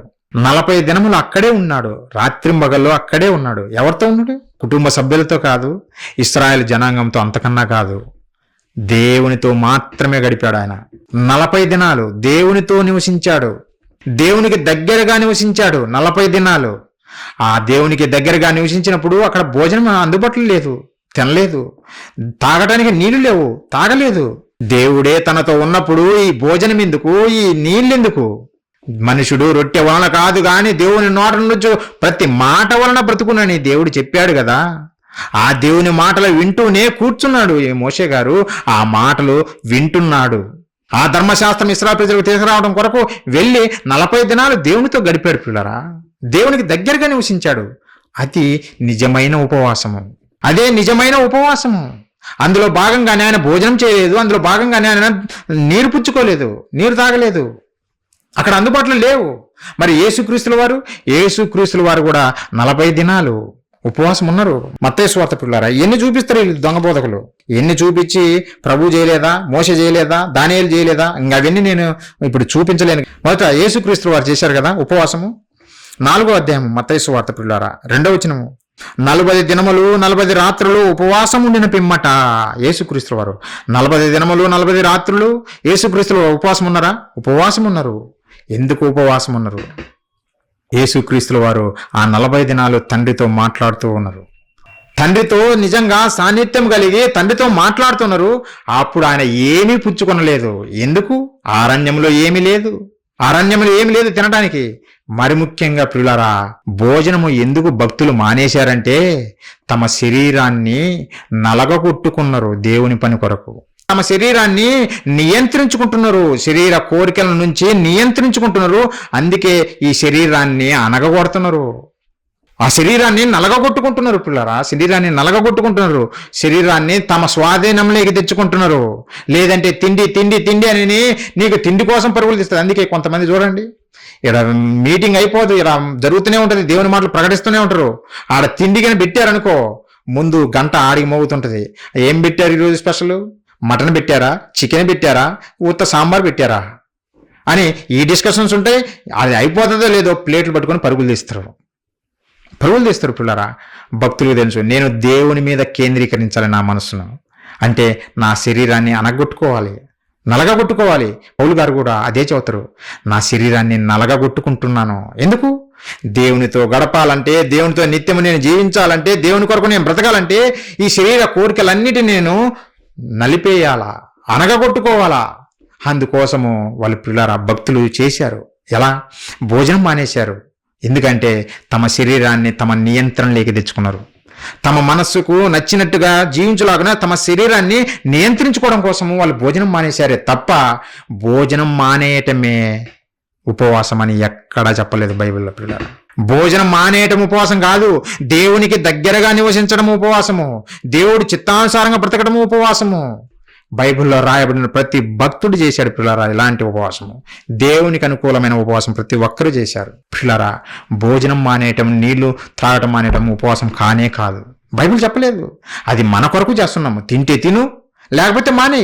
నువ్వు శరీరాన్ని నువ్వు నలగొట్టుకోవాలనుకుంటే పిల్లరా, నువ్వు నియంత్రించుకోలేకపోతుంటే నువ్వు నియంత్రించుకో. సానబట్టు ఈ శరీరాన్ని దేవుని పనికి వాడబడలాగన సానబట్టాలి ఈ శరీరాన్ని. లేదంటే వినదు, మన మాట వినదు. అప్పుడప్పుడు మానేయాలి. ఆకలి దప్పులు ఉంటాయి, సహించాలా దేవుని కొరకు. అవన్నీ అధిగమించి మనం దేవుని కొరకు బ్రతకాలా. అంతే తప్ప భోజనం చేస్తేనే ఉపవాసం అని ఈ బోధకుల్లాగా చేయొద్దు పిల్లరా. నువ్వు భోజనం చేసి వచ్చి కన్నీటి ప్రార్థన చేస్తే నీ అప్పులు పోవు, మాయం కావు. ఈ దొంగ బోధకుని మాటలు వినద్దు. గొప్ప బోధకుడే ప్రజల దృష్టిలో, దేవుని దృష్టిలో కాదు. అది గుర్తుపెట్టుకోండి. దేవుని దృష్టిలో వీళ్ళు గొప్ప బోధకులు కాదు, మనుషుల దృష్టిలోనే వీళ్ళు గనులుగా పిలువడుతున్నారు. మనుషుల దృష్టిలో ఘనముగా ఎంచబడినది దేవుని దృష్టిలో ఘనముగా ఎంచబడదు. దేవునికి అనుకూలమైనది చేయండి. ఎవరమైనా సరే పిల్లరా, దేవునికి ఇష్టమైనది చేయాలి. ఒక ఎస్తేరు రాణి తనను తాను తగ్గించుకుంది. ఆ రోజు యూదులను రక్షించడం కొరకు ఉపవాసం చేసింది. మొర్దెకై ఉపవాసం చేశాడు. యూదులు ఆ రోజు ఉపవాసం చేశారు, తమను తాము తగ్గించుకున్నారు. రానైనా సరే ఎస్తేరు రాణి గారు తనను తాను తగ్గించుకొని ఉపవాసం ఉంది యూదులను కాపాడడం కొరకు. దానియేలు గారు యూదులు చేసినటువంటి పాప కార్యాలను బట్టి దేవుడు వారిని ఇశ్రాయేలు దేశంలో ఉండకుండా ఎల్లగొట్టినందుకు ఆయన, మా పితరులు చేసిన తప్పులు ప్రభువా, మేము చేసిన తప్పులు ప్రభువా, మేము నేరస్తులం ప్రభువా, మేము ఈ శిక్షకు నిజంగా పాత్రులము అనే ఉపవాసం ఉండి ఆయన ప్రార్థన చేశాడు. పశ్చాత్తాపంతో దేవుని సన్నిధిలో గడిపాడు దానియేలు గారు. భోజనం మానేసి తన ఇష్టానుసారంగా బ్రతకలేదు. ఏ భక్తుడైనా పిల్లరా, ఏ భక్తుడైనా. అపోస్తులు ఉపవాసం చేశారు. దేవుని సేవలో వెళ్తున్నప్పుడు ఒకసారి భోజనం దిగుతుంది, ఒక్కోసారి భోజనం ఉండదు. ఈరోజు క్రైస్ట్ చర్చ్ ఖమ్మం వారు కూడా మనం చూస్తే పల్లెస్వార్తకి వెళ్తున్నారు. అసలు వండుకుంటారో వండుకోరో నాకైతే తెలియదు, కానీ ఆ టయానికల్లా వెళ్ళిపోతున్నారు. కొన్ని చోట్ల భోజనం పెడతారు, కొన్ని చోట్ల భోజనం పెట్టరు. 12 అవుతుంది, నైట్ వచ్చేసరికి 12 అవుతుంది. మరి ఆ పూట వారు భోజనం చేయకుండా దేవునితోనే గడిపారు. దేవుడికి ఇష్టమైన ఉపవాసం పిల్లరా, దేవునికి ఇష్టమైనది. మన కార్యాల్లో ఉండడం లేదు, మన సొంత కార్యాలు చేయడం కొరకు భోజనాలు మానేయలేదు. దేవునితో గడపాలి, దేవుని కొరకు చెప్పాలి అనే ఆశతోటి బయలుదేరావు. ఆ టైంలో భోజనము అంటే నా శరీరాన్ని కూడా నలగొట్టుకుంటున్నాం, నియంత్రించుకుంటున్నాం మన శరీర కోరికల నుంచి. ఇదే నిజమైన ఉపవాసం. ఇలాంటి ఉపవాసాలు పౌలు గారు తన జీవితాంతం చేశారు. అందుకే చెప్పాడు కొరింథీయులకు రాసిన పత్రిక పిల్లరా, ఈరోజు క్రైస్తవులు చేస్తున్నటువంటి ఉపవాసాలు కాదు ఆయన చేసింది. కొరింథీయులకు రాసిన 2వ పత్రిక 11వ అధ్యాయం పిల్లరా, 11వ అధ్యాయం 27వ వచనం నుంచి 27వ వచనం నేను చదువుతున్నా. ప్రయాసముతోనూ కష్టముతోనూ తరచుగా జాగరణములతోనూ ఆకలి దప్పులతోనూ తరచుగా ఉపవాసములతోనూ చలితోనూ దిగంబరత్వంతోనూ ఉంటిని. తరచుగా ఉపవాసాలు ఉన్నాను నేను. ఎందుకు? ఆ ప్రయాణంలో ఎక్కడ దొరుకుతుంది ఆహారం మానేయటము ఉపవాసం కాదు. దేవుని సన్నిధిలో దేవుని దగ్గరగా నువ్వు నివసించడమే నిజమైన దేవునికి ఇష్టమైన అనుకూలమైన ఉపవాసం ప్రియులారా. ఇలాంటి ఉపవాసము భక్తులందరూ చేశారు. భక్తులందరూ చేశారు, బైబిల్లో రాయబడిన భక్తులందరూ చేశారు. వారు దేవునితోనే గడిపారు, దేవుని సన్నిధిలోనే గడిపారు. అందుకే అద్భుతాలు చేశారు, అద్భుత కార్యాలు చేశారు. దేవుడు వారి జీవితాల్లో ఎన్నో అద్భుతాలు చేశాడు. ఈరోజు క్రైస్తవులు చేస్తున్నట్టుగా చేయలేదు. ఒకనాడు యూదులు పాటించినట్టుగా వేషధానంలాగా వారు ఉపవాసం చేయలేదు ప్రియులారా. నిజమైన ఉపవాసము, దేవుడు కోరుకున్న ఉపవాసం వాళ్ళు చేశారు. కాబట్టి ఇలాంటి మాయబోధల్లో మనం ఉండకూడదు. ఈరోజు క్రైస్తవులు పాటిస్తున్నటువంటి ఉపవాస దినాల్లాగా మనము చేసి దేవునికి ప్రియులారా బాధ పెట్టేవారిగా మనం ఉండకుండా, దేవునికి ఇష్టమైన ఉపవాసం ఏందో మనం తెలుసుకున్నాం కదా. మన సహోదరుడు ఆకలి కొన్నాడు, భోజనం లేదా, భోజనం పెట్టు. సహోదరునికి బట్టలు లేవు, సరే మన దగ్గర ఉన్నాయా, ఇద్దాం. సరే దేవుని కొరకు కార్యాలు చేయాలి, మన దగ్గర ఎంత ఉంది, ఎంత ఉంటే రూపాయి ఉందా, రూపాయినే ఇవ్వు. ఆ కార్యానికి 100 రూపాయలు కావాలి, కానీ నీ దగ్గర ఉన్నది రూపాయే ఇవ్వు. దేవుడు నిన్ను 100 రూపాయలు ఇవ్వమని లేదు. ఆయనకు తెలుసు ఎలా జరిగించాలన్నది దేవునికి తెలుసు. అలాగని బోధకుడుగా ఉండి నువ్వు 100 రూపాయలు అనగా నువ్వు 100 రూపాయలు ఏమి దోచుకొని తినకూడదు. అలాంటి భారమైన ఎవరి మీద పెట్టకూడదు. ఏ బోధకుడైనా మాకు స్పాన్సర్ చేయండి అని అంటారు, ప్రతి కార్యానికి స్పాన్సర్ చేస్తారు. మాకు సరిపోయినాయి, ఇంకా మీరు పంపొద్దు అని ఎవరైనా చెబుతాడా? పంపండి, ఇంకోటి కడతాను, ఇంకోటి చేస్తానని ఈ విధంగా మాయ మాటలు చెప్పి దోచుకునేవాడే. కానీ ఆ పేద ప్రజలు వారు ఈరోజు కష్టపడితేనే తినలేరు, లేకపోతే వారి జీవితాలు నిజంగా ఉపవాసమే, వారు తినలేక నిజంగా నశించిపోతారు అని ఏమాత్రం జాలి దయ ఎవరికైనా ఉంటుందా పిల్లరా? లేదు. ఈరోజు క్రైస్ట్ చర్చ్ ఖమ్మం నిజంగా పిల్లరా నాకు అది ఆనందం, చాలా సంతోషము. మనం ఎప్పుడు డబ్బు గురించి బోధ చేయటం లేదు. అందుకే ఎవరు మనకు కనీసం కానుక ఇవ్వటానికి కూడా ఇష్టపడటం లేదు. ఎందుకంటే మనుషులు మాయబోధల్లో మగ్గిపోయారు. ఇన్ని కార్యాలు జరుగుతున్నాయని చదువుతారే కానీ ఈ కార్యానికి ఇది వాడండి అని చెప్పేవారు లేరు పిల్లరా. అలా అయినంత మాత్రం నేను ఇవ్వాలని నేను కోరుకోవటం లేదు. వాళ్ళు ఇవ్వాలి, మీరు ఇవ్వాలి, నేను కార్యాలు చేయాలి అని నేను అనుకోవటం లేదు పిల్లరా. మేము చేయగలిగిందే చేస్తాం దేవునికి. ఎందుకంటే సంతోషంగా చేయాలి, దేవుని నామాన్ని మహిమపరచాలి. మీరు కూడా మేము దేవుని సంతోషపెట్టాలి, దేవుని కార్యాలు చేయాలని ఆశపడిన వాళ్ళు ఇస్తే మంచిది. ఒకవేళ మీ దగ్గర లేవు, ఇవ్వలేదు, అదే మంచిదే. దేవుడు దాన్ని బట్టి మిమ్మల్ని ఏమి తృణీకరించడు. దేవునికి తెలుసు ఎవరి శక్తి కొలది వాళ్ళు చేస్తారు, ఎవరి బాధలు వాళ్ళకు ఉంటాయి, ఎవరి కష్టాలు వాళ్ళకు ఉంటాయి. ఆ కష్టాలన్నీ నీకు చెప్పలేదని, బోధకుడికి నీకు చెప్పలేదని ఇంకా అంతా ఊహించుకొని నువ్వు చిల్లరేసినావని అనకూడదు పిల్లారా. ఎవరిని అలా తృణీకరించి మాట్లాడకూడదు. దేవునిలో వాళ్ళని ఇంకా గొప్పవారిగా తీర్చిదిద్దడం కొరకు వాళ్ళని ఎంకరేజ్ చేసి ముందుకు తీసుకుపోవాలి తప్ప వాళ్ళని కించపరిచే విధంగా మనం మాట్లాడకూడదు. వారికి దేవుని వాక్యం చెప్పి సత్య మార్గంలో నడిపించాలి. బోధకుడు వచ్చాడు గనక ఇల్లు తిరిగి మనం సందాలు కలెక్ట్ చేసి బోధకుని జోబు నింపకూడదు. అలాంటి కట్టుబాట్లు పెట్టకూడదు. నిజమైన సేవ జరుగుతున్న చోట నీకు చేతనైంది చేయి. చేత కాకపోతే ఓకే, దేవుడు ఏం పట్టించుకోడు. నువ్వు చేయగలిగింది చేయి. నువ్వు పని చేస్తావా, పని చేయి. నువ్వు ఆర్థికంగా కొంచెం సాయం చేయగలవా, చేస్తే చెయ్యి. దేవునికి నిజమైన ఉపవాసము ప్రియులారా ఇదే. ఆయన పని చేయటము, ఆయన కొరకు బ్రతకడము, ఆయన చిత్తం ఏందో తెలుసుకొని ఆయన ఏందో భయభక్తులు కలిగి నిజంగా అనేక ఆత్మను నడిపించడం, దేవుని దగ్గరికి నడిపించడమే ప్రియులారా నిజమైన ఉపవాసము. అదే అపోస్తులు చేశారు, అదే మొదటి శతాబ్దపు క్రైస్తవులు చేశారు. అందులో భాగంగా ఆహారం మానేశారు, తమ శరీరాన్ని నలగగొట్టుకుంటూ పనిచేశారు. అంతే తప్ప ఆహారం మానేయడం మాత్రమే ఉపవాసం కానే కాదు ప్రియులారా. నువ్వు ఆహారం మానేసి నువ్వు 100 రోజులు ఉన్నా, నువ్వు జీవితాంతం ఉన్నా దేవుడు అది స్వీకరించాడు. ఎప్పుడైతే నీ ఎదుట పేదవాడు కనపడినప్పుడు వాడికి భోజనం పెట్టి, వాడికి బట్టలు ఇచ్చి, వాడికి దేవుని మాటలు చెప్పి దేవుని వైపు తిప్పుతావో అదే నిజమైన ఉపవాసంగా స్వీకరిస్తాడు. దేవుడు నీకు రావాల్సిన ప్రతిఫలం నీకు ఇస్తాడు. మనమందరము క్రైస్ట్ చర్చి మెంబర్స్ అందరూ, అలాగే ఈ మాటలు వింటున్న ప్రతి ఒక్కరూ దేవుడు కోరుకున్నటువంటి నిజమైన ఉపవాసం పాటించాలని కోరుకుంటూ, ఈ మాయబోధల్లో మీరందరూ పడి మోసపోకుండా వివేకులై దేవుని కొరకు గొప్పగా మీరు కూడా బ్రతకాలని మనస్ఫూర్తిగా కోరుకుంటూ పిల్లారా ఈ నా మాటలు ముగిస్తున్నా. ప్రార్థన చేసుకుని ముగించుకుందాం. అందరు తల ఉంచినట్లయితే ప్రార్థించుకుందాం. మహాపరిశుద్ధుడా, ప్రేమగల మా కన్న తండ్రి, మీ పరిశుద్ధమైన, ఘనమైన, శ్రేష్టమైన, మహోన్నతమైన మీ నామానికి కృతజ్ఞతాస్తుతులు తండ్రి. దేవా, మీ ఇష్టాలేంటో మీ అయిష్టాలేంటో తెలుసుకొనకుండా ఈరోజు క్రైస్తవులు ఒకనాడు యూదుల వలె తండ్రి మాకు నచ్చిందే మేము చేస్తామని తండ్రి మూఢభక్తిలో బతుకుతున్నారు నాయన. అనేక మంది బోధకులు పుట్టగొడుగుల్లాగా పుట్టగొచ్చి మీ మాటలు నేర్చుకొనకుండా అబద్ధాలు ప్రకటించి అమాయక ప్రజలను వంచిస్తున్నారు, మోసం చేస్తున్నారు తండ్రి, మీకు దూరం చేస్తున్నారు నాయన. దేవా, మీ మాటలు మాకు నేర్పారు దేవా, సత్యాన్నే మాకు నేర్పారు. ఆ సత్యాన్నే మీ పిల్లలకు తెలియజేయాలి తండ్రి. మీ పిల్లల కొరకు మీరు ఎంతగా పరితపించిపోతున్నారో, ఎంతగా ఎదురు చూస్తున్నారో ఆ ఆవేదన మాకు అర్థమైంది నాయన.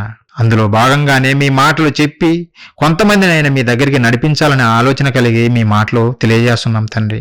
ఉపవాసం అంటే ఏందో తండ్రి, మీరు కోరుకున్న ఉపవాసం ఏందో మీ పిల్లలకు తెలియజేశాను. వారు విని గ్రహించేవారిగా వారి మనోనేత్రాలు వెలిగించండి. అపార్థం చేసుకునకుండా తండ్రి, మీ మనసును అర్థం చేసుకునేవారిగా వారిని దీవించండి నాయన. మీ మాటలు విన్న ప్రతి ఒక్కరిని పేరు పేరున దీవించండి.